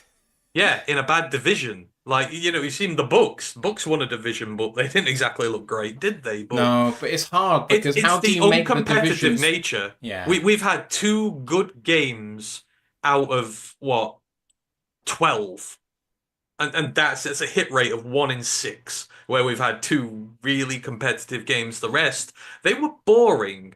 Like I like having the playoffs. This is like in a month, there's going to be no football left, and to be this close to it, and it to be boring as sin because there's no competitive games out there is just I don't want that. Give me something. Give me some form of competition here. You've got to. Teams that are not good enough are making the playoffs. And because let's face it, we nearly made it when we started 1 and 6 in Dan Campbell's second year. Realistically, where we were at, we were not ready to be a playoff team, and yet we nearly made it. Yeah. We would not have been a good addition to the playoffs that year. And I say that in all honesty, even been a fan here, it's the fact that all these teams, like the Saints, so many teams the Falcons nearly made it in. Falcons are garbage. They shouldn't be anywhere near getting to the playoffs. So something has to change because they're just not competitive games and it's not fun, and that can't be disputed. I like the idea of removing the 7 and then 1 and 2 get your buys, 3 versus 6, 4 versus 5. The only other alternative that I see, which I think makes the divisional round worse, but makes the wildcard rounds much better, is if you do a more NBA style play-in. And so you have 1 through 6 getting buys, and 7 versus 10, 8 versus 9. In a little, we'll call that Wildcard Weekend, even though it's not Wildcard, but that play-in. And then you just have 1v lowest remaining seed, 2v lowest remaining seed, and then 3v6, 4v5. So the top 6 teams all get buys, which means that your products may get better for those teams as they get rest, which may help. But then the 1 and 2 get fairly uncompetitive games coming into the playoffs. But at least that first round would have teams that were equally bad playing each other. See, I think there's an argument that you shouldn't get 4 automatic bids in for division win, because we've seen now 2 consecutive years where we've got like 9-win teams making it in. Like the NFC East has been producing crap for years now in the playoffs until the Commanders have come along. Like the NFC South is producing rubbish there. Do like the National League do in football. 1 bye, 2 and 3 get a week bye, while 4 to 8 play one another. The 2 winners from that take on 2 and 3, and then you get through to an NFC Championship game. Do something like that. That'll make it a bit better, but don't give all conference winners an automatic right through, because let's face it, did the Bucks deserve an automatic promotion place, an automatic playoff place this year? No, not really. They weren't that good. They shouldn't get an automatic bid in there. I think maybe that does need to change, because you can't reward conference has been rubbish, because that just doesn't it doesn't entice teams to be good. They know they can be a 9-win team and make the playoffs. But I don't think that teams are purposefully not playing to their best just because they know they have to win their division. I think maybe if sometimes these teams they'll play an extra game before they get to the teams who've earned it. I mean, clearly in the AFC this year, there's 3 damn good teams in there, and then the rest are you got to see what you're getting with them. But it's tough though. I mean, we're pulling at the very fabric of why there is a playoffs altogether. I mean, when there are, in most years, maybe only 2 or 3 good teams in each conference, there's an argument to just have an NFC Championship and an AFC Championship with the 2 best teams and be done with it. I mean, if you wanted the purest form of the game, you'd have like in college conferences, you'd just have a title match on either side in the Super Bowl. If you wanted the best form of the game and excellent football played by both sides, that's the way you would do it, really. And there wouldn't be anything else. There would just be 2 championships and a final. But given that the product has moved away from that, I don't think you can have what I would call that sort of purists mentality in the game. Or hell, just elect the winner, like college used to do back in the 90s. Why have a Super Bowl? And they still do now, when teams go for like 12-0 and win their championship and, get snubbed because a better conference. You wanted to really get have them to in. let this go at some point. I'm just saying, like, No, we're going never. we're going to be hearing about this in 10 years' time, and Yes. I'm getting sick of it. I really am. Like, You're the one that brought up college. I was like, yes. I know, but yeah. Anyway, Andrew said, I liked your idea at the start of the pod of a 4v5 play-in and 1-2-3 get buys. I actually think that might be the best solution, but there's no way the NFL goes for it. No, there isn't. But it's like TV time is in it. It's getting in the way of the product. It is, and 4v5 is very uncompetitive anyway. Generally speaking, like 4 is the worst division winner, and 5 is a really really good team. So that's still going to be a crap match, but yeah. Imagine if the Rams win now. I think they got a good shot too. I do, just because the Vikings are going to be really hurting after last week, and the Honolulu flu is still a thing, and the Rams have obviously got that thing of, the see you in 2 weeks thing that's supposed to be fueling them. For teams that are playing each other tonight, both Rams and Vikings are really focused on us for some reason. I wonder why. Okay, let's get to some other questions, because I think we could argue about this all day. We've had lots of questions in our Discord channel and in the live audience too. Please do feel free to ask us some more questions, because we haven't been going particularly long in the scheme of a Roar the Lions podcast. Contrapastan starts things off on our Discord channel with a question: which non-marquee position, so not head coach, OC, DC or GM, none of those, which other position would each of you like to be in the Lions organisation and why? So have you, Ash, you probably saw this before Ant did on the prep doc, I would imagine, because I saw you on it as soon as I made the prep doc. What do you think you'd like to be in the Lions organisation if it wasn't one of the premier positions?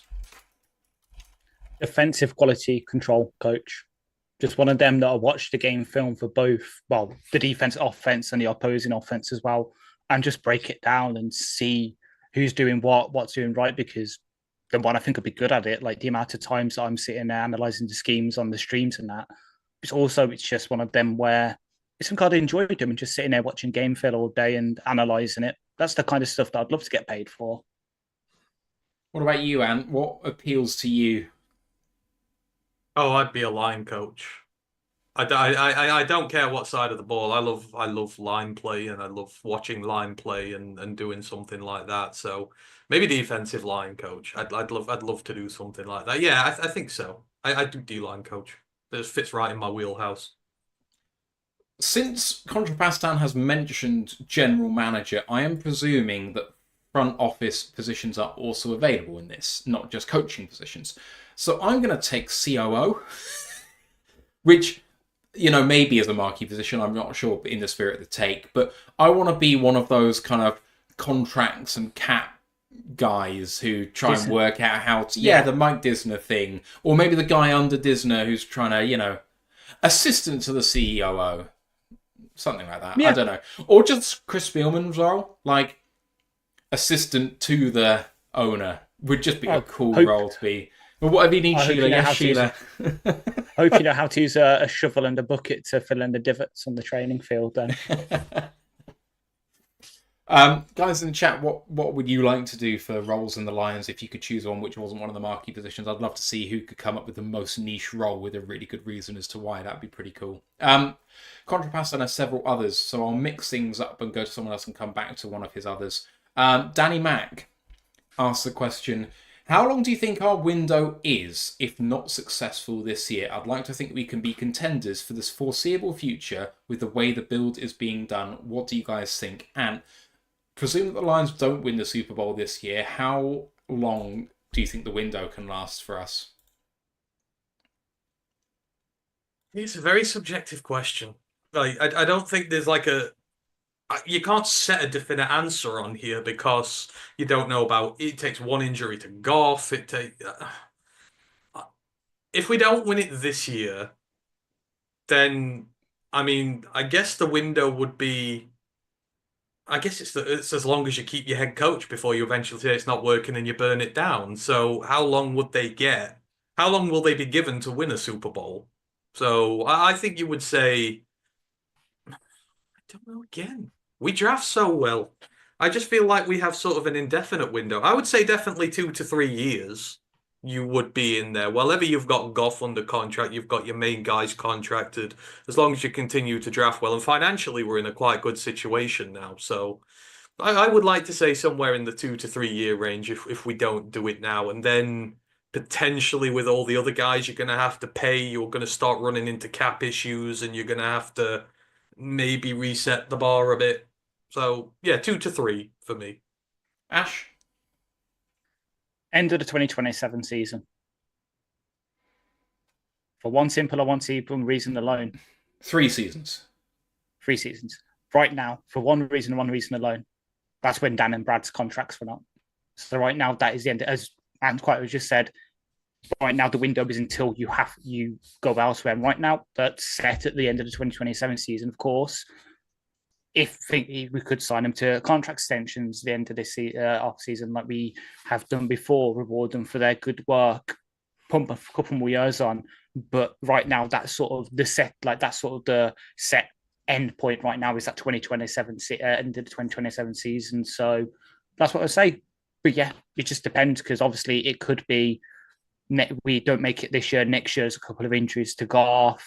We don't make it as far, and then that's sort of 2026 season is a sort of seen as a do or die season, because a couple of years of not making it that far, you do need to stay it down, because cap will be there. We'll start and hit the tail end of sort of the big years of the Sewell contract, the Amon Ra contract, the Goff contract, and presumably we'll have other contracts to hit, not to rev the lead too much on one of the other questions that's coming up. So yeah, 2027 right now.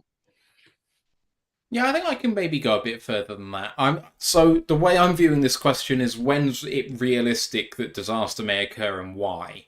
And I think obviously the head coach GM contracts are a consideration, but I'm just going to assume they're going to stay. They signed long enough deals to think that they think this was a long-term project that they want to invest in. And I don't see that ending at the end of these deals. So I think them being re-signed, presuming all goes well, is a formality. I don't see that being the thing which is going to cause the disaster that I speak of. Financially, we're secure. We've drafted so well that I think the route to being uncompetitive is consistently drafting poorly over the next few seasons, because then you're starting to struggle. But drafts always have a lead time, right? So if you drafted poorly for the next 2 or 3 seasons, you're not going to feel that impact for probably 2 or 3 seasons after that last draft class. So I think it's not unreasonable to say 5 years, 2030, or end of the 29 season. I mean, does Goff retire before then? I don't think so. I think he's young enough to carry on until then. Do we re-sign him? I think probably. Again, to be honest, the way things are going, there's no reason to think that he shouldn't retire as a Lion, and that could be a long time away. I mean, it's not like he's got a huge amount of physicality to lose. That's one of the great things about Goff. He could play until he's 40, if he wanted to. I don't see any reason why this is going to go downhill. And I have to assume that Brad is going to turn into maybe one of the worst GMs in the league for that to happen. There's no reason to suggest that that's going to be the case. If he continues to draft well, I agree with Ant. The window could be indefinite. We could be like the best version of the Steelers in terms of just being perennially competitive, but competitive as opposed to just getting in. Why not? True. I mean, he could turn into Mickey Loomis. Remember, 2017 was seen as the best GM of that draft class, and now look at him. Everyone hates him. But yeah, Brad's not going to do that. Brad's way more wise than Loomis. All right. What else do we have here? Brett C., the non-Lions fan in our Discord channel who won the Lions quizzes in the off-season, which is just insane. Insanely knowledgeable man. Asks, which free agents would you like to keep around and who would you realistically like to bring in? So let me tell you guys what free agents we have leaving us at the end of this season. And then we did have another question, which was Contrapastans, another one, which said, predict the order and estimate of AAV of extensions for the starters we still have on rookie deals. which I guess is associated. I don't know if there are any rookies with expiring contracts in here. Levi Onwuzurike, Ife Melifonwu are the two that really jump out to me here. I think that might be it. Derek Barnes. So they're the three rookies we have on expiring deals. The other people we have expiring contracts for. So make it a two-parter. Who on the lines do we want to keep and how much is it going to be? And then maybe look ahead to the rest of the free agents and see if there's anyone we want to bring in. So in average AAV order, we have Carlton Davis at just a shade under 15 million. Marcus Davenport at 6.5. Zeitler at 6. Kaminsky at 3. Emmanuel Mosley at just under 3. Levi Onwuzurike at just over 2. Cleo Dorsey at 1.4. And then the remainder are all around $1 million. Kindle Vildor, Michael Bantry, Alan Robinson, Carl Pico, Teddy Bridgewater, Ife Melifonwu, Dan Skipper, Zeke Turner, Al-Qadim Mohammed, Pass O'Connor, Tim Patrick, Ben Neiman, Craig Reynolds, Derek Barnes, Jonah Williams, Anthony Pittman, Natane Muti, Coyote Arashika, Shane Zylstra, Miles Adams, Trevor Nowaski, Connor Galvin, Maurice Norris, Mitchell Agude, and Michael Neese. And of all of those guys, who are your kind of priority free agents that you want to bring back? And I mean, in a vacuum, because I don't know how we're going to do, and I don't know whether the Super Bowl changes people's minds, but let's just say in a vacuum, trying to ignore that, who are the guys you want to bring back for another run? Again, mine depends on how we do this year, but I think overall, I think you definitely want to bring Carlton back. You invested in him, and I think this team is much better with him in it. Outside of that, especially at the top paid ones, there's a lot of injury crocs in there. I've no interest in re-signing Zeitler. I'm on the fence with this. I think I would, but what is he on about? 6 million this year. You bring that price down a little bit just for one more year, maybe 4, something like that. I'd bring him back for that. Because I think he gives you stability, and then hopefully at some point during the middle of next year you can phase him out a little bit and do the long-term plan with that. But I think we still possibly need him for now. Outside of that, you give deals to Ife and Barnes, and if you can get some cost value with them, probably give them 1 year flyers to be able to prove themselves fitness-wise, give them the big opportunity there. And I think you've got some of your guys at the bottom of the depth chart here, like some on the defensive line, like, Al-Qadim. I think you want him back as depth next year. Hell, maybe Pat O'Connor, depending on what you're going to do in the draft and whether you want him. And then, obviously I'd bring Awashika back. You'd like to bring Tim Patrick back as well. Like, this is all price based. So, we need to be careful with our money and that. So, but there'd be the names I'd be looking at. But certainly at the top, it's just really Carlton that I'd be bringing back. Most of the others are guys who are on lesser deals. And again, all depends on the price with every single one of these guys. They've all got their ceiling. If they want more, great for them. Go get it. Yeah, I'd probably look to bring back Carlton. Again, it'd probably be like a 1 deal because the injuries are stacking up. That's the issue against him. Like, he also has that sort of injury history. I know technically the broken jaw. Outside, like, independently, the broken jaw thing, not really his fault. You can overlook it kind of thing, but it's because he's had that history throughout his career of always missing at least a game every season with injuries. So that probably impacts him a bit.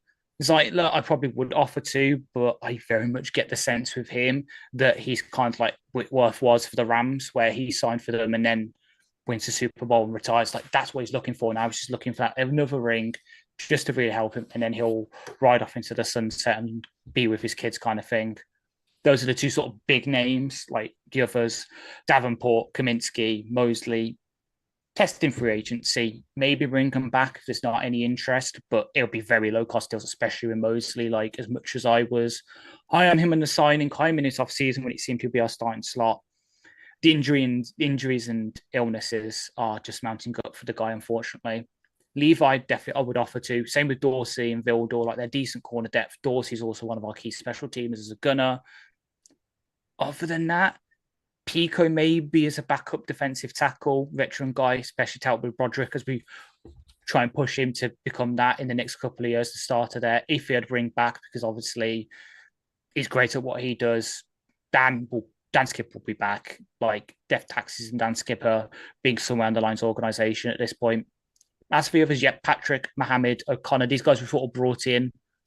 I'd bring back because they've just proven themselves. Craig will probably be off another year deal to Barnes. I'm going to be honest, I'm on the fence with. Like, it depends if AG's back, because if we change our defense, will that sort of Sam role that he made his own, will that still be there? Because I think that's the perfect fit for him. But if that role suddenly goes, can he move into a Will Mike? I don't know. I'm not so convinced that he's really hinges on that. Same with Pittman, who obviously plays the same role. I'd bring back Muti as well, because people might not remember, but he was supposedly, before his injury in training camp, he was supposed to be our top interior backup in front of Alseeker, in front of Mahog, in front of Nietzsche, in front of all these guys. He was supposed to be it. So I'd probably bring him back. But yeah, for everyone else, it's kind of let you test free agency. If you don't get a market, then we'll look to bring it back as a camp tryout kind of thing, that kind of veteran minimum contract. But everyone I mentioned before, probably going to get a bit more. So Carlton, Zeitler, if we don't win a Super Bowl, Levi, and that's about it, really. And Patrick and AQ, we need to give them a bit more than vet minimum because they've earned it. I look at all of our free agents and I don't see very many people that I think are ruled out of getting an extension. Yeah. I know that's a really weird way to frame it, but it's a long list of people the Lions wanted here at one time or another. If I can frame it that way, it's a long list of players that at one point the Lions said, I want you on our team. Whether that is depth as a 90-man player, get cut down to 53, then go on the practice squad, or whether it's people who came in because of injury, or whether it's like kind of depth players on the 53, as well as some fringe starters and rotational players. There's no one here that I think I don't want you on this team. All of the ERFAs will come back.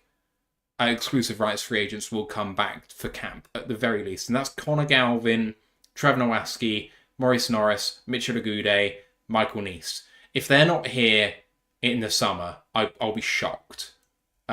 Just because it's so cheap and you're not committed to the amount of money anyway.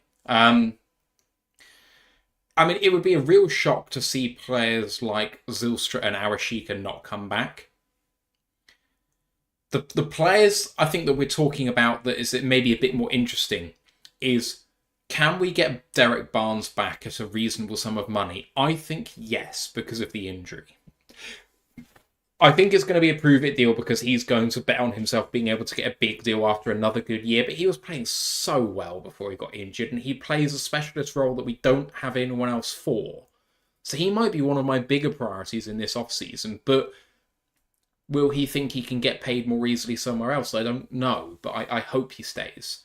I'm even thinking like 1 year, 2.5 for him. See whether he kind of comes back on that 1 year, 2. That injury really hurts him.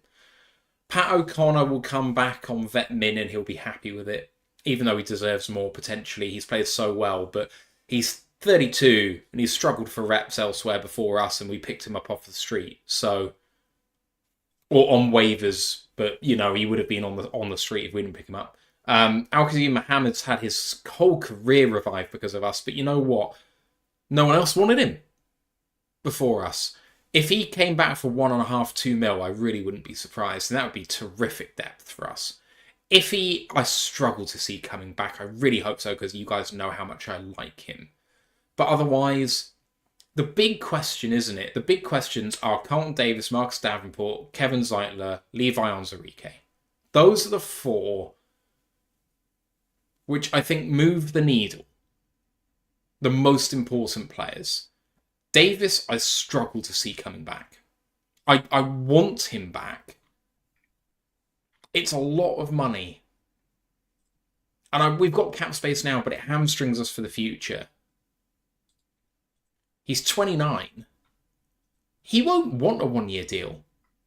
There is a a fear about players going into their 30s and about giving them long-term deals. If he can sew up a 2 or 3 year deal now, even if it's for slightly less money, he's going to want that over a 1 year deal with the Lions.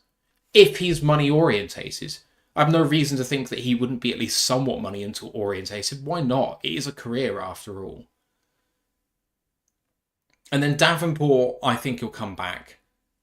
1 year 3 though, it was 6.5 this year. I think actually it maybe was slightly more with some money kicked into the future, but less than half of what he was on last year. He was so impactful when he was here that even with the injury troubles, I think we just roll the dice again, because a free agent of his caliber in terms of what he can provide is going to be so much more expensive.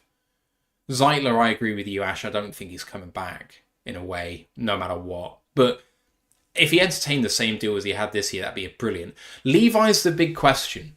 Someone, Det Fan Man in the chat just said, is Levi going to get $20 million a year? And if so, can we afford? I'd be surprised if Levi got more than 5. I don't know about you guys. What sort of deal were we talking about for Levi Ansari here? Do you, where would you be happy for Levi, even if it was a 1 year deal?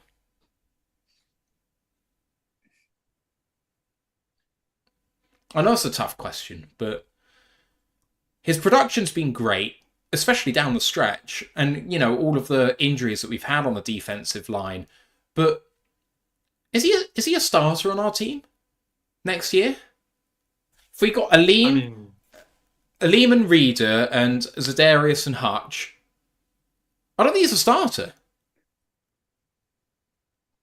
Sorry, Anne, to cut you off. I mean, it depends, because, you know, you need guys who can play serious snaps across your line. You need the depth there. So I think his important thing is, you know, obviously finish the season off healthy. And if you get another full healthy off season behind you, then, you know, he's hopefully that injury past has gone from that point. I think in Levi's case, you know, the Lions have been incredibly loyal to him, given the scope of his injury, and it could have been a career ender, etc. And, you know, if he feels there's a window here, I think Levi's one of those who, for me, if I'm him, I take a 1 year deal with the Lions next year to show that, you know, give him a good amount and say, okay, you've got 1 year, show that you can do the second year and you can stay healthy again, and your back's not going to be enough of a long-term issue. Because you've got to wonder, how much of an NFL career can he have with the injuries he's had? Like, can he do 1 year? Will he last 3, 4, 5 years? Or will the back give out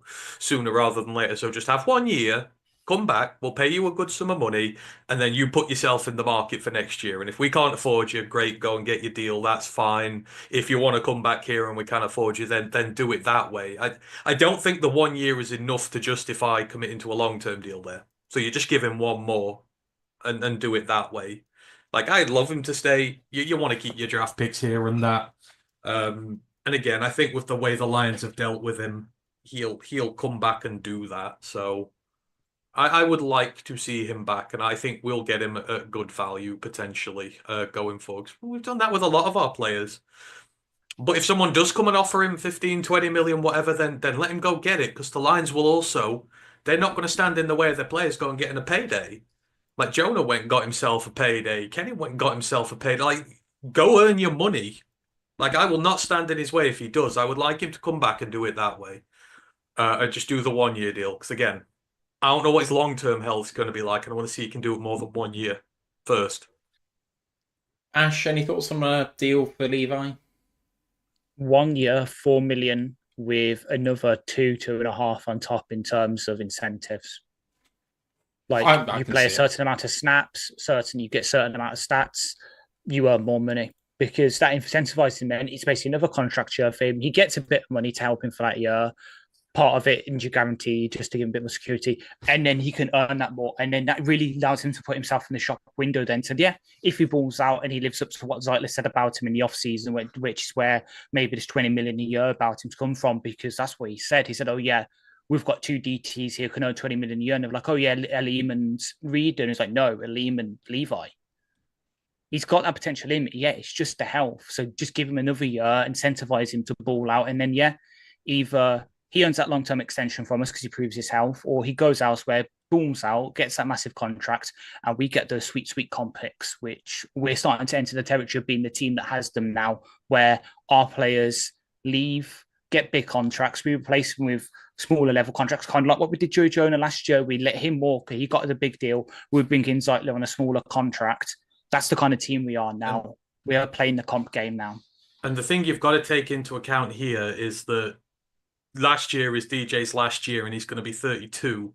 So, yeah, you might be paying him good money now, but if Levi balls out next year, then you say to DJ, thank you for 2 years, hopefully a Super Bowl ring with it, and then let's give the money to Levi because that's an in-house option for us to keep going forward. So it might not be a starter next year, but in 12 months' time, we might need him to be. So I'd want to keep him around the building, potentially, and give him that one chance to prove he's worth Reader's money when Reader's done, because I don't think I'd give Reader another one after this, potentially. Yeah. At 32, so this is what we got to do with our cap and the amount of people we're going to have to pay. We need to find as many positions where some of these more vested vets, the older ones, like Zeitler, you want to try and reduce cost on them by getting the rookies in and getting other guys in to save going elsewhere. So I think we do need to keep him. Yeah, like my only thing to add to that is that I could see it, but at the same time, Levi and Reader are different kinds of DT for us unless our scheme changes. That's not a 1-for-1. It'll probably be Broderick, which means we need a really big jump from Broderick in the next 12 months, which scares me a bit. But hey ho, that's another discussion for another day. I mean, we've had to make do without Reader in bits and pieces, and you know, it was Pico and Broderick and Pat. It wasn't, but you still have to rotate Aleem as well, and Levi's played on the outside too. Yeah. So general depth. The other part of the question was about other players that you might like to bring to the Lions. In the prep doc that I got for us, there's a list on Spot Track or over the cap of all of the free agents which are coming due this offseason. I don't know whether either of you have thought about, I know it's very early, but anyone that you might like to add in this offseason? Yep. Of course, because it's me. One of them, and it actually bears what we just said with Zeitler. In my head right now, I know people might disagree, but considering how high I was in him anyway and what I've seen from him, Mahogany's a starting guard for us next year, which means we've both great. I think Graham was on his way out. We didn't list him as a free agent. He might be around next year, but we definitely need one starting guard next year. If you don't trust Mahogany or you think we need another one person I'm looking at is, and it'd be funny because we'd be sniping him for another team, is Dalton Reisner, who's currently on the Vikings. He's a free agent this year, and there's a starting level guard. If you can get him 1 year, 8 to 10 million, I'd be happy with it. He's a good guard, and you'll be replacing Zeitler. If we don't bring back Tim Patrick, I would have said a certain player, but unfortunately he's on a 2-year deal, so he won't be around. But someone who can kind of fit that Patrick role at cheaper, maybe if Patrick wants to go and get paid elsewhere, is Zach Pascal for coming on the Cardinals, I believe. So he's about 6'2", 200 pounds, I want to say. Hasn't really done much in the league, but as a sort of wide receiver free blocking kind of guy, he's done it at the Colts, he's done it at the Cardinals. Now there's a guy who can fill that role for us potentially. And any thoughts about people we could bring on? I mean, I'm not really in favor of going for any big hitters. I don't think we're going to go after any of the major ones. I mean, I'd be looking. I think you want depth in your edge room. I mean, Baron Browning's out of contract. Like, I would look at maybe getting Baron Browning in here. Him as a Sam. Putting in some, because he would fit here. He would give you good depth in your edge room. And, like, the Cardinals didn't get rid of him. Not the Cardinals. The Broncos didn't get rid of him because he was bad, but they got a lot of pass rushers. And, I think he's a good player. He's coming into he's not going to command a ton of money. I think at this moment in time, he's been good without being great, but someone in that system, I think, would do really well. And I think he's done well in the league. Gives you another threat there. So I'll be looking at guys like him in the edge room, and then potentially it all depends what happens with Zeitler. Then maybe you're looking at other guards. I mean, whisper it very, silently, but a guy like, Mekhi Becton looks good at right guard with the Eagles. he's out of contract. You've got to bring a guy, he's young, he's got upside, you're not going to pay him a ton of money, so you've potentially got a long-term replacement there for when Glasgow goes, and then you've got Mahogany in there as well. I mean, again, this depends whether you keep Hank, but Jeff Stoutland's done a good job with him. There's no reason to say that Hank Yeah. won't be able to do as good a job with him as well. And plus, if you have problems at the tackle position, kick him out.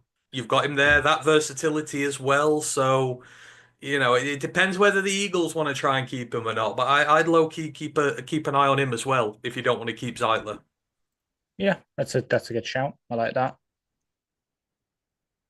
I am looking at someone like Josh Uche, who got traded to the Chiefs, I think, for a low pick, and he's out of contract this season. Don't see the Chiefs bringing him back. He's not been brilliant this year for the Chiefs, but I think that would be a cheap way to give yourself some edge depth. I think there's also some other people that I've kind of got an eye on. Willie Gay as some linebacker depth might be interesting in the interior if we want to upgrade there. Potentially, he's not been fantastic. And the character concerns. Fair. Otherwise, who else did I have my eye on a little bit higher up? Blankenship's out of contract. Oh, hell yeah! Well, we discussed this. We just discussed it on Discord. We need a sort of box safety kind of guy if he goes. Reed's they only gave him a 1-year deal. Reed's there. Hell yeah! Someone who has the potential to be a very cheap, reasonable depth player who I know is going to get a universal no from the other two. Javon Kinlaw. The interior of the defensive line. I think he might... yeah. Okay, cool. That is not the reaction I thought I was going to get. 1.5, 2 mil. Replacement, yeah. I think he could be cheap as chips. Are there any other names that jump out to me here? Emmanuel Ogba's out of contract. We wanted him potentially as a trade piece at the deadline, so the fact that he's available now could be quite cool. Peyton Turner might not go back to the Saints. It's a club option. There's another one. That's just a bit higher up if I'm over the cap here. But, a former first rounder who would fit our big end role really well. The Raiders really overdrafted him. Oh, Cleveland Farrell. Carol Farrell. If you're not happy with the production of Pascal and that, there's a guy who can play that role with a bit more athleticism, and he'll be cheap because, let's be honest, he's been wank. He was overdrafted, and then obviously with the Raiders got traded to the Commanders. So this week might be a little scouting mission for him if he hits free agency. There's a guy who can play the big end role, and has had some good years. It's just hasn't lived up to his first round billing. Like Pascal really hasn't lived up to his second round billing, and that's me as perhaps his biggest fan out of the three of us saying that. Many thanks. Williams is out of contract as well. Eagles have something. He's had a great 4th year for the Eagles. Might be pricing himself out of there, but you can do him all. You want someone on the interior, could do worse. Yeah. Many thanks to Billiam TV for the follow and the on-screen celebration 40 bits redeemed as well. Thank you very, very much for that. Says, love you guys, have a good podcast, glad I got to watch you for a bit. He's been a Lions fan, born and raised since 1994. A few other players jumped out to me that I'm just going to throw out there without any other discussion, just because I want to move on to the next question. Solomon Thomas, Michael Hoyt, Eric Stokes, I know, but could be very cheap cornerback depth. And John Jenkins, I think, could be interesting as depth. Old depth, but we've done that before as a 1-year thing. Right, gonna move it on to the next question because we've still got plenty to go through. This is an interesting one about next week's game, and Carl, I'm going to say the question and then I'm going to defer it to Thursday because I think it's getting too much into the preview that we might do. So Carlton has asked, listening to Dan Campbell about how Kingsbury has a simplified system for Daniels, where are the areas where a rookie quarterback should be at a disadvantage, i.e. exploitable by our defensive coordinator in comparison to an experienced vet? I think that's going to be part of our discussion on Thursday about Daniels, what he's being allowed to do and how well he's doing it. So, Carlton, we're going to answer that question, but we're going to do it on Thursday, so check back in for that. Grandizer asked a question about the wildcard games and just said which game shocked you the most and which one was the most boring. So I don't know if you guys have any thoughts on what was the most shocking game to you. For myself, it was that the Chargers, after the first couple of drives, looked as uncompetitive as they did, and the most boring.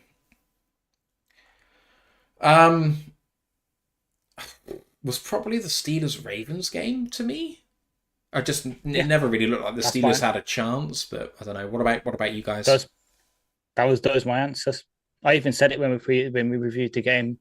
The Chargers game shocked me because I didn't expect them to perform like that, and then the other Ravens, unfortunately, just rolling over the Steelers. Fortunately. Yeah, I mean, the Chargers was the shock. The other 5 have a tie for most boring. Like, they were just... Oh, that's harsh on the Tampa Bay Washington game. Oh, yeah, the other 4, sorry. I guess maybe Washington would be the shock. Yeah, maybe. Yeah, Because maybe, yeah. the Texans have been in the playoffs. Like, Washington have not won a playoff game in 20 years. And again, on paper, young rookie quarterback going up against that fucking blitz-heavy scheme in a team that's physical and likes to kick your ass, you'd think, maybe he's going to struggle. He didn't. They're probably the shot, but the rest of them, boring as sin. Here's a fun one for all Lions fans, and I hope our resident Packers fan has left the chat, not because I don't want him to watch, but because it's just a painful question, maybe for him in particular. Marcus on YouTube asks, at Royal Lions UK, is Jordan Love any good? I mean, yes, he's good. You have to be good to get to the NFL to be a quarterback. You don't know where his ceiling is. I think that's the problem at this moment in time. But again, they've been very, very hurt. So it's difficult to limit. I think he looks like he's a sophomore quarterback, basically. This is only his second year as a starter. I think he's gone through what CJ Stroud's gone through this year. He had a really good first year, or half of it. And I think this year has been acclimatized into people now familiar with his game. And I think a lot of teams have game planned him very well. So I think year 3 is where you get the true answer. Year 3 is where he's got to have his big bounce back year because, again, he is essentially a second-year quarterback. So he's not elite. He's certainly not better than the likes of Goff or that. So no one should be ranking him above him. But he could still be good. We just don't know how good yet.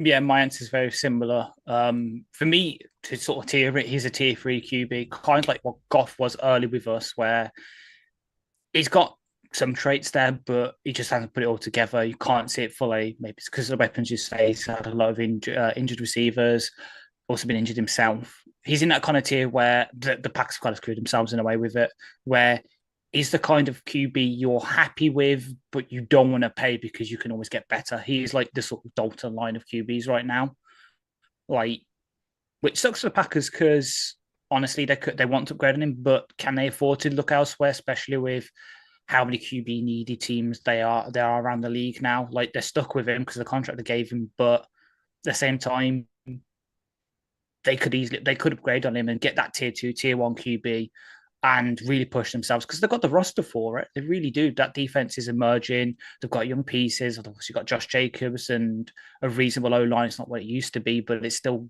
like perhaps about average to above average in the league.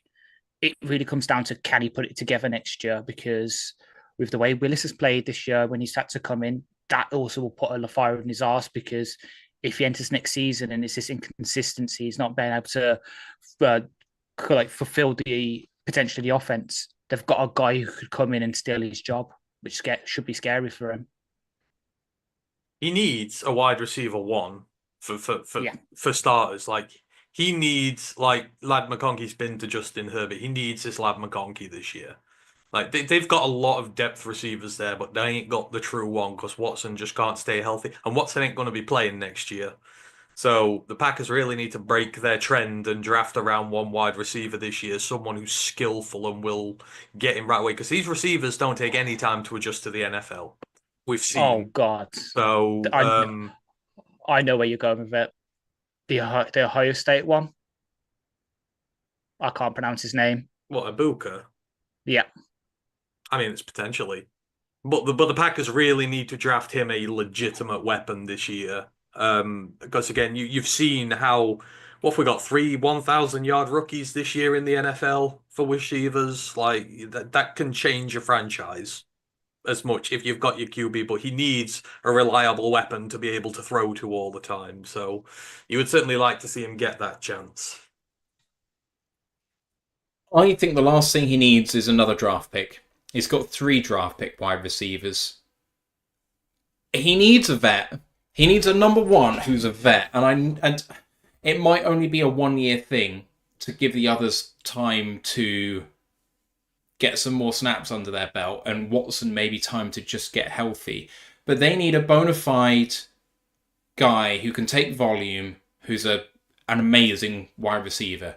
And there is one such wide receiver who's becoming free this offseason. It might be a bit pricey. Are we going in the Adam Thielen direction? No. It did have Adam in the name, but unfortunately it's in the surname. Oh, I was thinking someone else. No, I think Devontae Adams should go back. If Devontae Adams goes back, that gives Jordan Love exactly what he needs. And if that reaction was like, that is something I don't want to happen because that actually could be good, that's what I'm going for. I would hate that because maybe he takes a bit of volume, but if you want to give him a reliable wide receiver who can win from any alignment, doing any route, that's him. I think Devontae's more bothered about doing his Taco Bell adverts nowadays. And he's not, I don't think he's free agent. No, because they traded picks for him, didn't they? Yeah. So he's not a free agent. Is he not? I thought he was. Nope. Oh. Nope. It's So, just that he's retiring. Okay, all right, never mind. You've got, if you want to give him a volume receiver, then give him Chris Godwin. Give him someone like that. Like Chris Godwin's a free agent. Yeah. Yeah. Is he? Give him. Oh wow. Okay. Yep. Give him a volume receiver like Chris Godwin who can finally thrive as a wide receiver 1 because, he's under Mike Evans. Like that's what you do there in that scenario. Or you go for the really expensive option, someone who has been behind one of the best receivers. T. Yeah. T. I would hate to see T come to. Same. I don't know. Are the Packers in a position to pay a wide receiver? I mean, I guess they're not paying a wide receiver or anything, so they can. Let me have a look. They are currently, in terms of effective cap space. I mean, what's T projecting? Space. What's T projecting? 25. 25. The Packers right now have got 51.3 million of cap space. It's not a lot. What about, in terms of the veteran route, what about someone like D-Hop on a cheap deal for 1 year? I'm just thinking 1 year guys who can kind of be a stopgap while some of their rookies develop. Yeah, him, Bobby Trees. The trouble is, I think LaFleur's now on a timeline. Like, LaFleur can't... Yeah. I think LaFleur's in a win-now sitch, and I actually think he should be on less of a hot seat than he is because, I think he struggled because he had 39 wins his first 3 years and set himself an impossibly high standard, which obviously replacing A-Rod and Adams and stuff like that, it's hard to stay at, but I think he should be given a bit of a longer leash by them, but I'm not sure whether he will or not. So I think you've got to make a splash this year. If you want your offense to be good, you need a wide receiver 1, not some vet who's going to get you 400 or 500. You want a splash guy like a T. Higgins or a Chris Godwin, or because they need to win now because the Vikings have passed them by. Hell, the Bears beat them this year. Like, they're not going to want to fall behind the Bears and Caleb. And of course, we're on top right now and they can't beat us. So I feel like this is where Green Bay have to get a little bit risky this year in their because they said they've got contracts they can whittle down, they've got bits they can do, so I think they got to go big for him. Otherwise, what's the point? Because you've got to really make a decision on Jordan Love next year as well. Like, if he has another bad year next year, then you start drafting his replacement. If he doesn't, he's your future. So they've got to give him something next year. Yeah.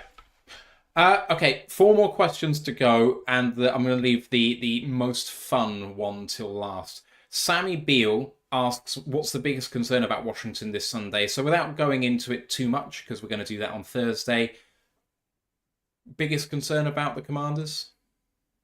They're us from Scrambling. last year. That's fair. They're us from Scrambling. last year, as in they don't care about, like, they've got a free shot at us. Like, this is a team who win games which are close, 5 games in a row, last snap, Bears result. They've got a good team who believe in themselves. They've got a lot of momentum behind them, like first playoff win in forever. We saw what it did for the Lions. Like, it transforms your team.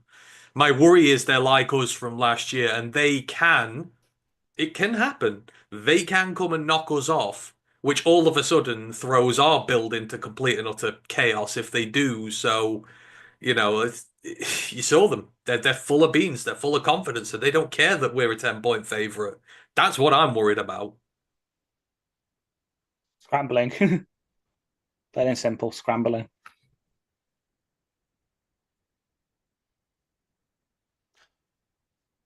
I don't have any.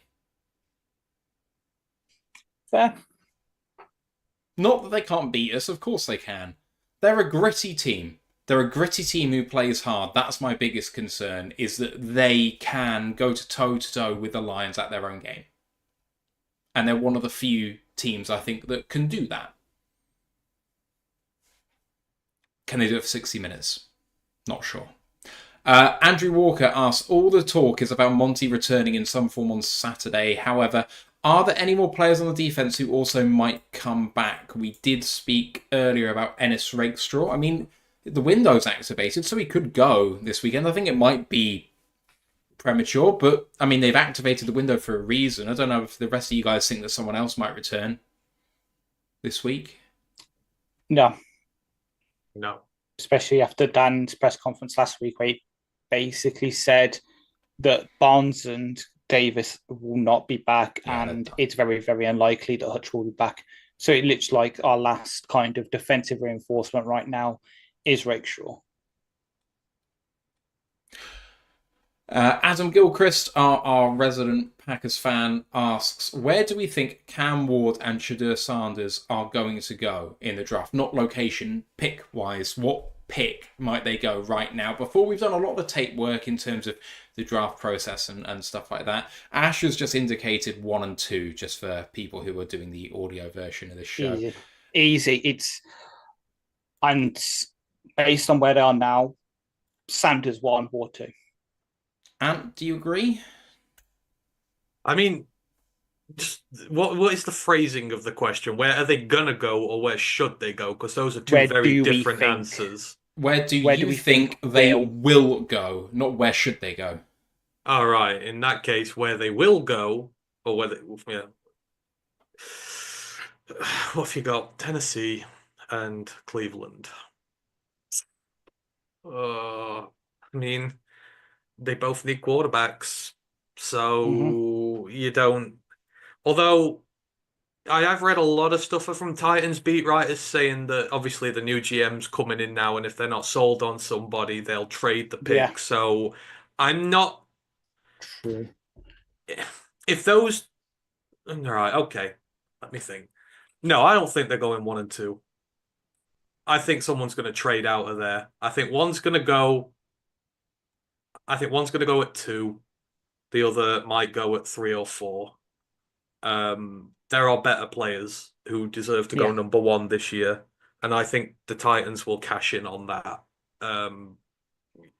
So a quarterback, and if you're saying where do I think they should go, neither of them are in the top 5. That's putting it quite bluntly. Neither are in the top 5. One of them, and not Cam, is potentially not in the top 10 either. So, but yeah, So the reason I said 1 and 2 is because number one, I can see you have the Titans trading out, or where they're going. Titans trade out, yeah, sure. And then out the other, then it's between the two. It's what do you prefer? Do you prefer Sanders' like sort of reliable. Like he can do the timing throws, he can hit people, but he's not got the ceiling that Ward does. Or do you bet on the upside of Ward? And for me, if it's the Titans don't trade out, they're gonna go for Sanders because they've already got their Ward in Levis. It hasn't worked with the kind of offense they have. You want the timing guys to be Sanders, and then the Browns kind of stuck there. They have to gamble on the upside. If they stick, Sanders 1, Ward 2 to them two teams, but I can see the Titans each trade. As I say, it's just been tweeted out recently, well, as we're speaking now, that they're on the second round of GM interviews, and one of them wasn't Ray Agnew. So he looks like he might be sticking around unless he goes to Las Vegas with Ben. So that's good news for us because that front office continuity. I am going to just be a little bit hot takey here. I don't think either go in the top 10. They're not worthy. I don't think either really are first round talents. But they'll go in the first round because. But I think that you'll see both maybe go in the mid to late teens. I think you'll see some trades at the top of the draft, but not for quarterbacks. I think the big draw is going to be Travis Hunter. I'll be surprised if he's not number one. Because how valuable could it be for him to play 40 snaps on either side of the ball? It's not going to happen at the NFL level. It's not. It's going to be. It's not going to. It's not going to happen. I think me and you both got the same thing in our minds, where he plays cornerback and then he has a sub package role, like 10 snaps on offense and red zone, and that using his full skills. Yeah, he plays one position and he's emergency for the other. Or he's a scheme fit against somebody, but no way he's going to be a regular two-way player. Like, the physical demands of the NFL will be too much for him. And he's been vastly overused in college. He's got a lot of mileage on the clock. And besides, he's not even the most special player in the draft outside of the quarterbacks. That's Mason Graham and Abdul Carter. Yeah. So, like, it's not the best corner either. No, because you look at the top, Mike Vrabel. I mean, obviously they've got quarterback, but he's going to want one of them too, because what did he do at Tennessee? He created lines that absolutely killed you. And he's going to want one of those two in New England. And if he gets the chance to, he'll go get one of them. And there are other guys up there who'll do that as well. People are now realizing that you can't reach for quarterbacks because it can really cost your franchise and it can cost you your job. Just go get the best players. And quite frankly, those two, and I love Cam to death. You know, he's not the best player in the draft. Neither is Shadub. Not even close.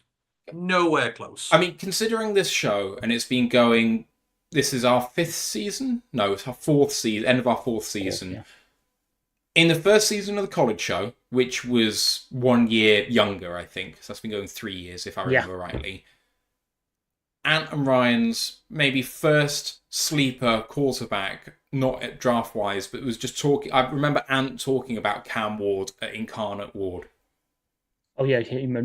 Before he made the transfer up to the FBS, before he made the transfer to Miami. I'm talking about this toolsy quarterback who did some really good work there before he made 2 moves to get up to where he was. And so I really feel like this show more than basically anyone else in the entire sphere. When someone says, I've got this take that no one else has had, it's just that people are ignorant of the other takes people have had. I genuinely don't think people have talked about Cam Ward as much as Ant and Ryan have done. And he's a special kid, and I think he'll go far. But I just don't see... If he plays straight away, I think he's got a really high bust rate. And I think Shadeur does as well. Like, I don't think they're ready. I think it's just... I think the NFL is going to slowly go back to sitting its rookies. Yeah. And letting them integrate into the system because it's better.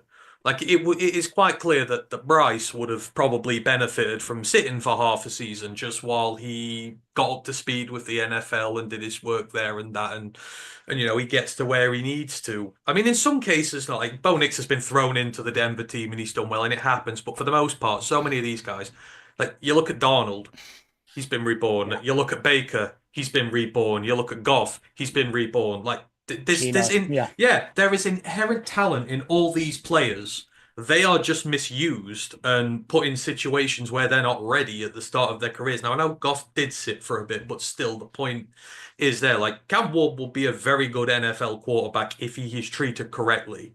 Shador Sanders will be a very good NFL quarterback if he is treated correctly. Like, just don't put them on a bum-ass team that's getting sacked 70 times a season or whatever, and you're killing them like Caleb's going through at Chicago. Yeah. The problem is bad teams tend to be the ones drafting high, and often bad teams are bad teams because they are bad organizations. People said it about us for the longest time, and they were right.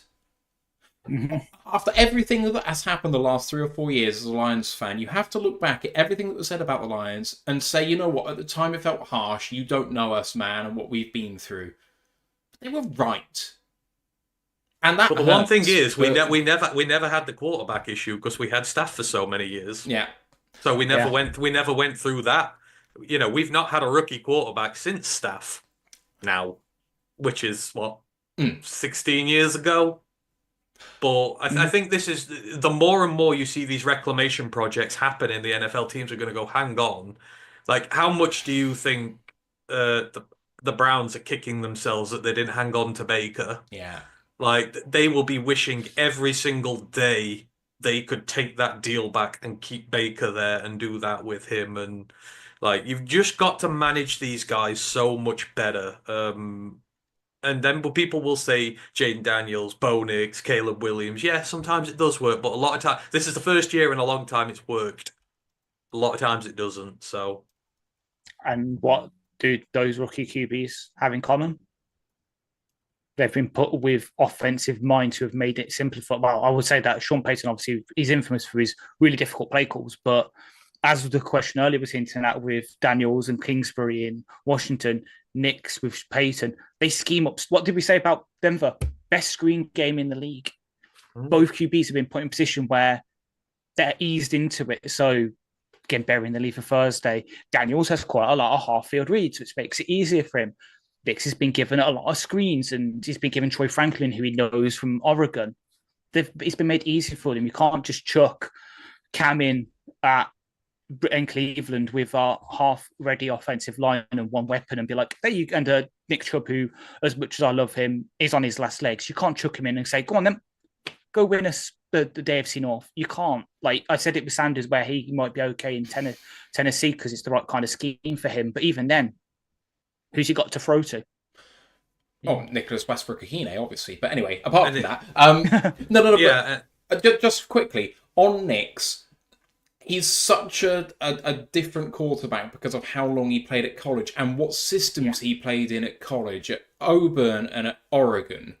They aren't like playing at Incarnate Ward. Like, sorry, but pro-ready offenses and the way that he's been treated. Nix obviously is the same age as Herbert, but he's been in the system and been taking reps. You know, obviously college is not the NFL, but if you're a starter for 5 or 6 years, that is going to translate to quicker success at the NFL level, even if you are technically a rookie at the NFL level. I feel better about Bo Nix last year, and I wasn't high on Bo Nix, than I do about either of these guys. All their problems are going to be, like Penix, but he sat, and Penix looks good because I think he needed to sit and work out the system, and he's got some good. To be honest, that is a good Falcons team. I mean, the potential's there for it anyhow. He's got a lot of it, but sitting him and bringing him in during the season has done him a world of good. And now he's ready to be their starter moving forward. And you know, with different guys, it's different system because Penix at Washington loved to air the ball out. Got to be a little bit different in college. He spent half the season adjusting to it, and he looks damn good now. And he's going to be good going forward. Bryce looks great this year. Bryce just needed a bit, and he needed a receiver. Like Thielen's helped Bryce immeasurably. Give them those guys to help them, and they will flourish. So, yeah, but you know, just give these guys time to adapt, and don't expect the world of them right away. I mean, it'd be the same with Richardson, right? Like, I know he's got problems, and to be honest, Richardson's going to be the last of his line. There's never going to be a quarterback come up with such hype who's played such little college ball. That's never going to happen again. So he's going to be a one of a kind type guy here. But if you're Indy, you should back him 100% and give him weapons and say, go out and get it, not put him in and out all the time and see what you've got.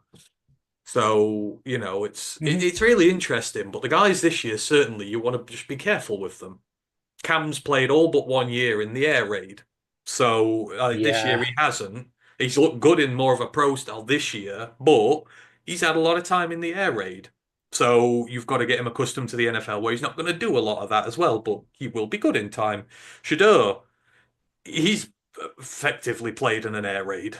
I mean, he throws the ball a lot. It's more of a pro style, but he throws it 40 times a game, 40, 45 times a game consistently. He's not going to do that in the NFL. He's got to do more with less. Got to give him time to adapt.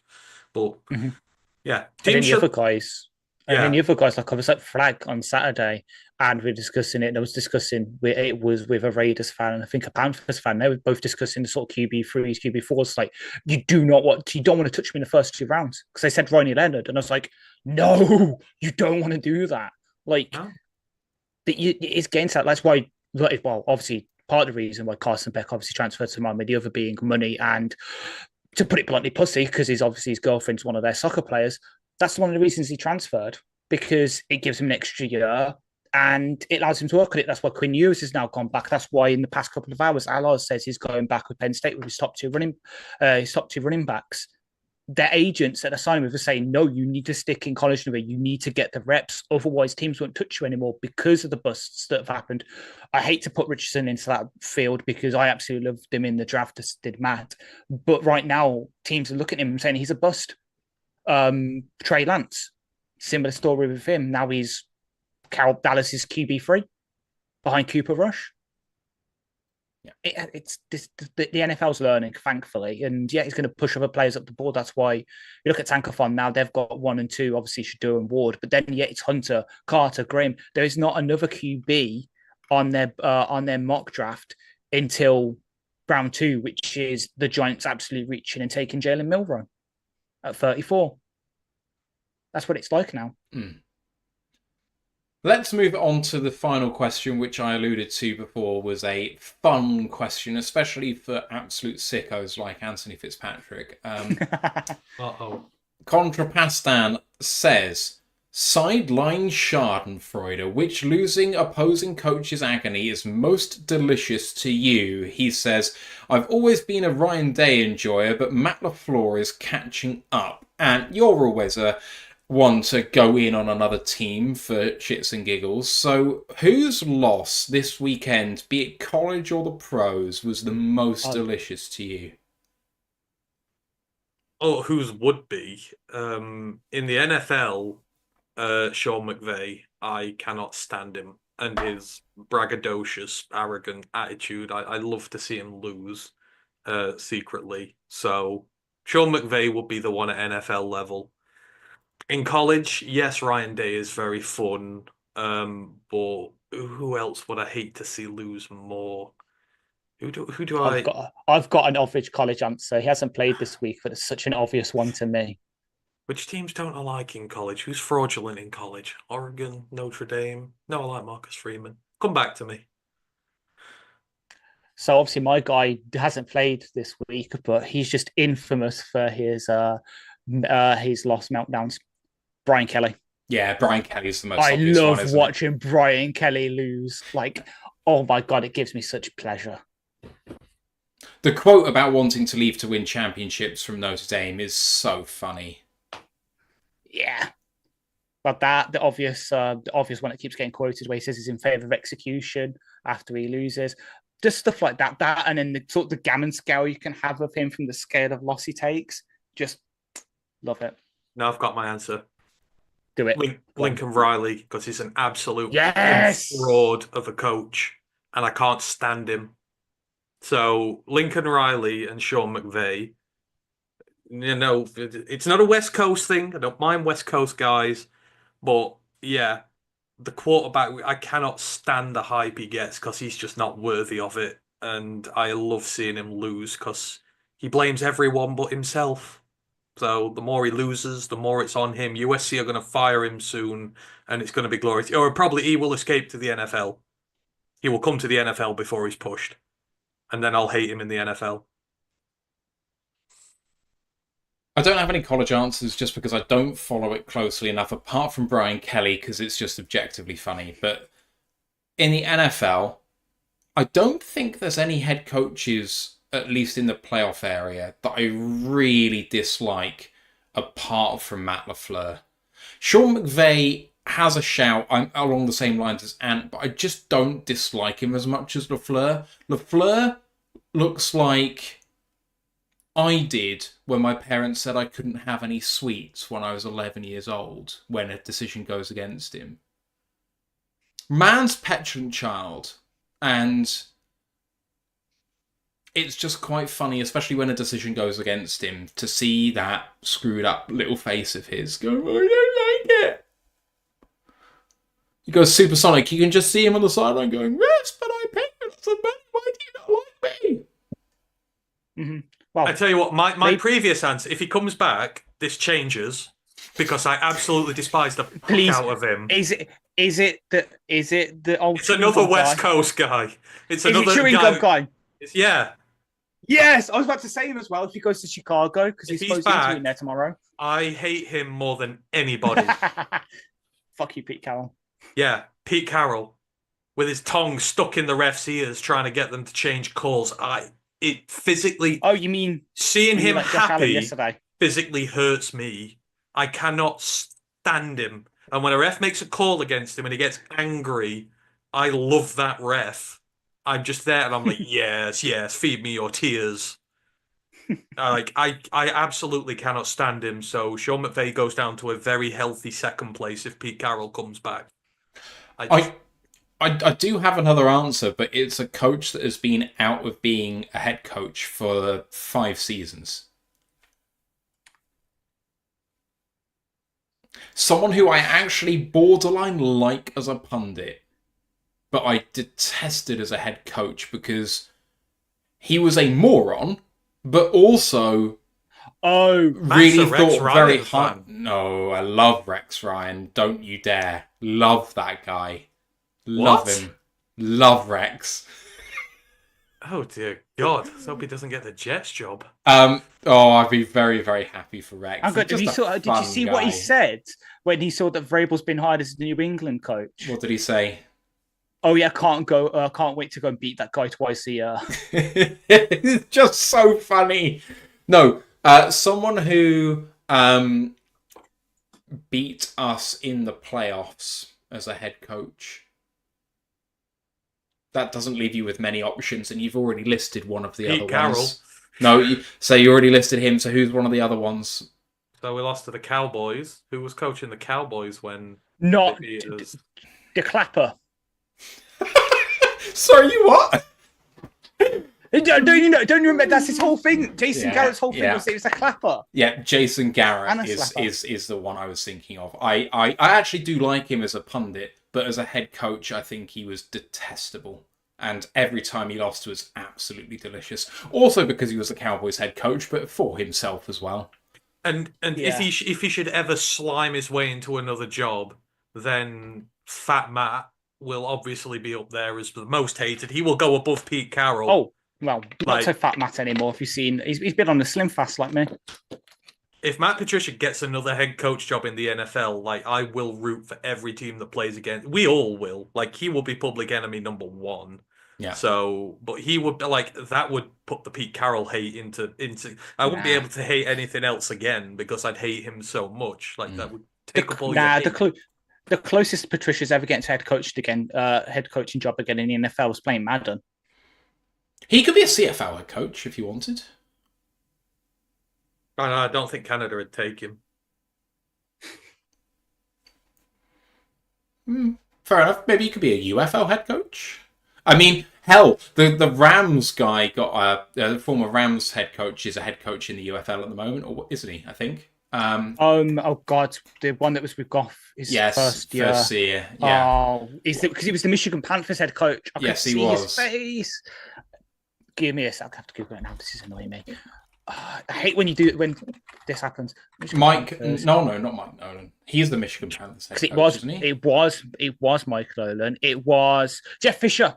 Thank you. There we go. Jeff Fisher got a job as a head coach in the UFL, so Matt Patricia can. No, that's beneath him. Like, he would never go and do that. He would consider that to be beneath him. To be fair, it's not rocket science. Hey. I mean, to be honest, like, going to the CFL would be no good for a defensive guru like him because it's an offensive-minded league. So, like, he couldn't, I don't think that would affect him in the slightest. He would. He couldn't have any of the greatest fourth quarter plays in CFL history if he did otherwise. I mean, it's a very punishing arena for defensive coaches because it's so damn hard. I mean, he couldn't have any great fourth down plays because there aren't any fucking fourth downs. Marcus says, "Come on, guys, how can you not hate cheating Jim Harbaugh?" Right, answer this question: Ohio State or Michigan State? Which one are you? Yeah, I just don't hate Jim Harbaugh. He may have cheated. It looks very much like Michigan did cheat. I don't particularly care, though. And Harbaugh, the way he comes across as a coach, I really kind of want to dislike him, but I can't. I'm the same. Especially during Michigan's natty winning year. I would pray for them to lose every single week, and they never did because he's got away, man. I mean, you look at his career, he built upon the Stanford dynasty in college. Like, how much NFL talent came coach-wise and player-wise from that team, and vice versa at Michigan. How much talent has come from that team NFL-wise and coach-wise, and he has success wherever he goes. And this is a successful first year for him in the NFL. Like, the Chargers would have charged that thing away. It's year one of the process, and he looks like he's getting the best out of his quarterback. Like, it's just experience there and just fine-tuning that roster. Like, the dude's a good coach. Yeah. But more than that, like, his brand of football is exciting and it's very much in the Lions' mold. His teams are gritty. Yeah. They're gritty. If you like the Lions, you should like Jim Harbaugh as a coach because it's very similar. Yeah. And, like, if Dan ever left, he'd be one of the guys you'd look at and go, could he replicate what Dan's done here the way he's done? Obviously, the day Dan goes, you want to change the whole system because no one will do it like Dan's done it, but he would be one of the few who did. But he's got a legacy. His family's got a legacy. It's very hard to hate on him. And I've tried. Trust me, I've tried. And you know me, I love to hate on people, and he's earned my respect. Big Aries has just made me think of, well, as kind of, we've taken each other to the point where we're making Jeff Fisher jokes now. Jeff Fisher is so good, or so mediocre in the NFL in a 17-game season, he could still get an 8-8 record. No ties, he could still get an 8. Oh yeah, because he has a fluke. Yeah, because he has a fluke game like we had a couple of seasons ago, and so like his DC has to do a head coaching job for a week. Yeah. Anyway, anything you guys want to chat about before we get out of here? Who's been in the news this week? I mean, or maybe you want to have any further words about Rams Vikings tonight? I don't know. No, don't care, and it doesn't concern us now. That was the best part of the Commanders' win yesterday. I don't even have to pretend to care about this evening now. I'm going to bed. I'm not staying up to watch them. They are not worthy of my time, so... The game might not be, but surely the fact that you can go at two sets of fans at the same time, you can take down both Vikings and Rams fans at the same time. What I want one of their players, I want someone on that field to dive with their helmet at an opposition tight end's knee, because then I want to see how the two sets of fans turn on one another. We need to create a narrative where we break them apart and force them on one another. So somebody make an ill-advised tackle or something like that and upset this little partnership they've made, because we need to break this up, because they're having a love fest about Kirby. And speaking of him, he's on Ari Amriov's podcast this week, so I know what I'm listening to tomorrow at the gym. Yeah, there we go. I love Kirby. You've never made a secret of that, Ash. I know. I'm just so happy that my first big draft take actually came true. I'm like, oh, yes. Is Grandad's in the building? We talk about all Miami's players wanting to run off and leave. Like no one wants Oh, to no, stay supposedly there. Tyreek's had a meeting with the brass and he's sticking. So at least he's staying. Yeah, but it's the most obvious thing that they've done where Miami have gone, we're not trading you for peanuts and what you've said is reduce your value. You need to say you're staying so we can get more for you in a trade. If you don't do it, we'll hang on to you out of spite. That's all that comment has made. Tyreek Hill will not be a Dolphin next year. There's no way. Tyreek Hill being a Packer next season confirmed. That was suggested in the chat, and it's something which makes sense to me. Tyreek Hill for a second-round pick, given his age and the contract. I think that makes sense for both sides. The birth rate in Wisconsin will suddenly double. Well, no one lives there. Not in Green Exactly. Bay, anyway. From So one, Mr. well, it goes up from 1 to 2. So Mr. 11 kids in a year will definitely double their birth rate. God, he's on a par with Nick Cannon. Yeah. I'll see if I can find it. Unfortunately, it was on Instagram. I saw an edit the other day that was from Family Guy. It was Quagmire in the school, and every classroom he goes into is just a Quagmire baby. There's a new kid. Yeah, that's funny. Yeah, and then it just cuts to Tyreek Hill, and I'm just like, this is like up there with those insane football edits that are on TikTok. Like, it's reached NFL status now, and I'm like, yes. Oh, Michigan State. That's where you... Right. The Michigan cheating thing. Like... Oh, God. I'm sorry, but what did he do? Like, what did he do that was so against regulations that other teams do not do? Yeah, that's right. It's a hamburger. Sign stealing, all the coach... Like, again, this is why I wanted to hate them because of that. But when you look at what they've actually done and what they've been accused of compared to, you know, what like Ryan Day... Like, he literally went and cried to one of his state's representatives to get flag planting outlawed because he's a whiny little mofo and like, you know, but Ohio State for years people talk about how they tried to bribe them onto the team. Like, was it Anzalone, was it the other day on his podcast saying they tried to... Oh, yeah, the whole thing where he was saying with Anzalone... He literally talked about Ohio State were trying to bribe him to go there during his recruiting process. Like, he got him in the room and they got everyone in. They were trying to give him enticements and stuff like that. When it really was not allowed. That was back in the day before NIL and stuff like that. And there are many more players that's happened to. I believe J-Mo's talked about it as well. Like, the unethical practices they've got there. It's just some teams keep their business out of harm's way. Like Nick Saban. You cannot tell me he has not screwed the system over by cheating over the years. The amount of opposition coaches who've literally shown messages of his staff tapping up players to get them to go there, to get them to enter the portal, which is illegal. Just because it doesn't get done. Don't mention coaches tapping up in DMs this week after what good old Lane did. Oh, Lane Kiffin's chatting up on, not underage girls, can't say that, younger girls. 18-year-old. But yeah, he's a man of God, so, you know, God forgives him. He's a man who's got one search on Pornhub. I literally said, when that thing came out, me and Ryan both said Lane Kiffin, an unnamed SEC coach. Yeah. Everyone knew it was Lane. Even on Twitter, no other name got mentioned. I think poor Eli Drinkwitz got mentioned once, and like, he's a saint in comparison, but everyone else was like, it's Lane, it's Lane, it's Lane, and the pictures come out today, it's Lane. It's Lane. Like, Lane Kiffin has one bookmark on his browser, and it's just Pornhub barely legal. He acts like a frat boy. He acts like a frat boy. There's a reason all the sketches of him are of him being a frat boy, because that is how he acts. Actually, when you talk about guys like coaches I like to see lose, Lane Kiffin is probably up on that list, especially with all the whining he did about not being in the playoffs this year. Well, maybe don't lose to some of the dross that you did this year and you get in the playoffs. Like, he's had so much money at his disposal and he's done nothing with Ole Miss.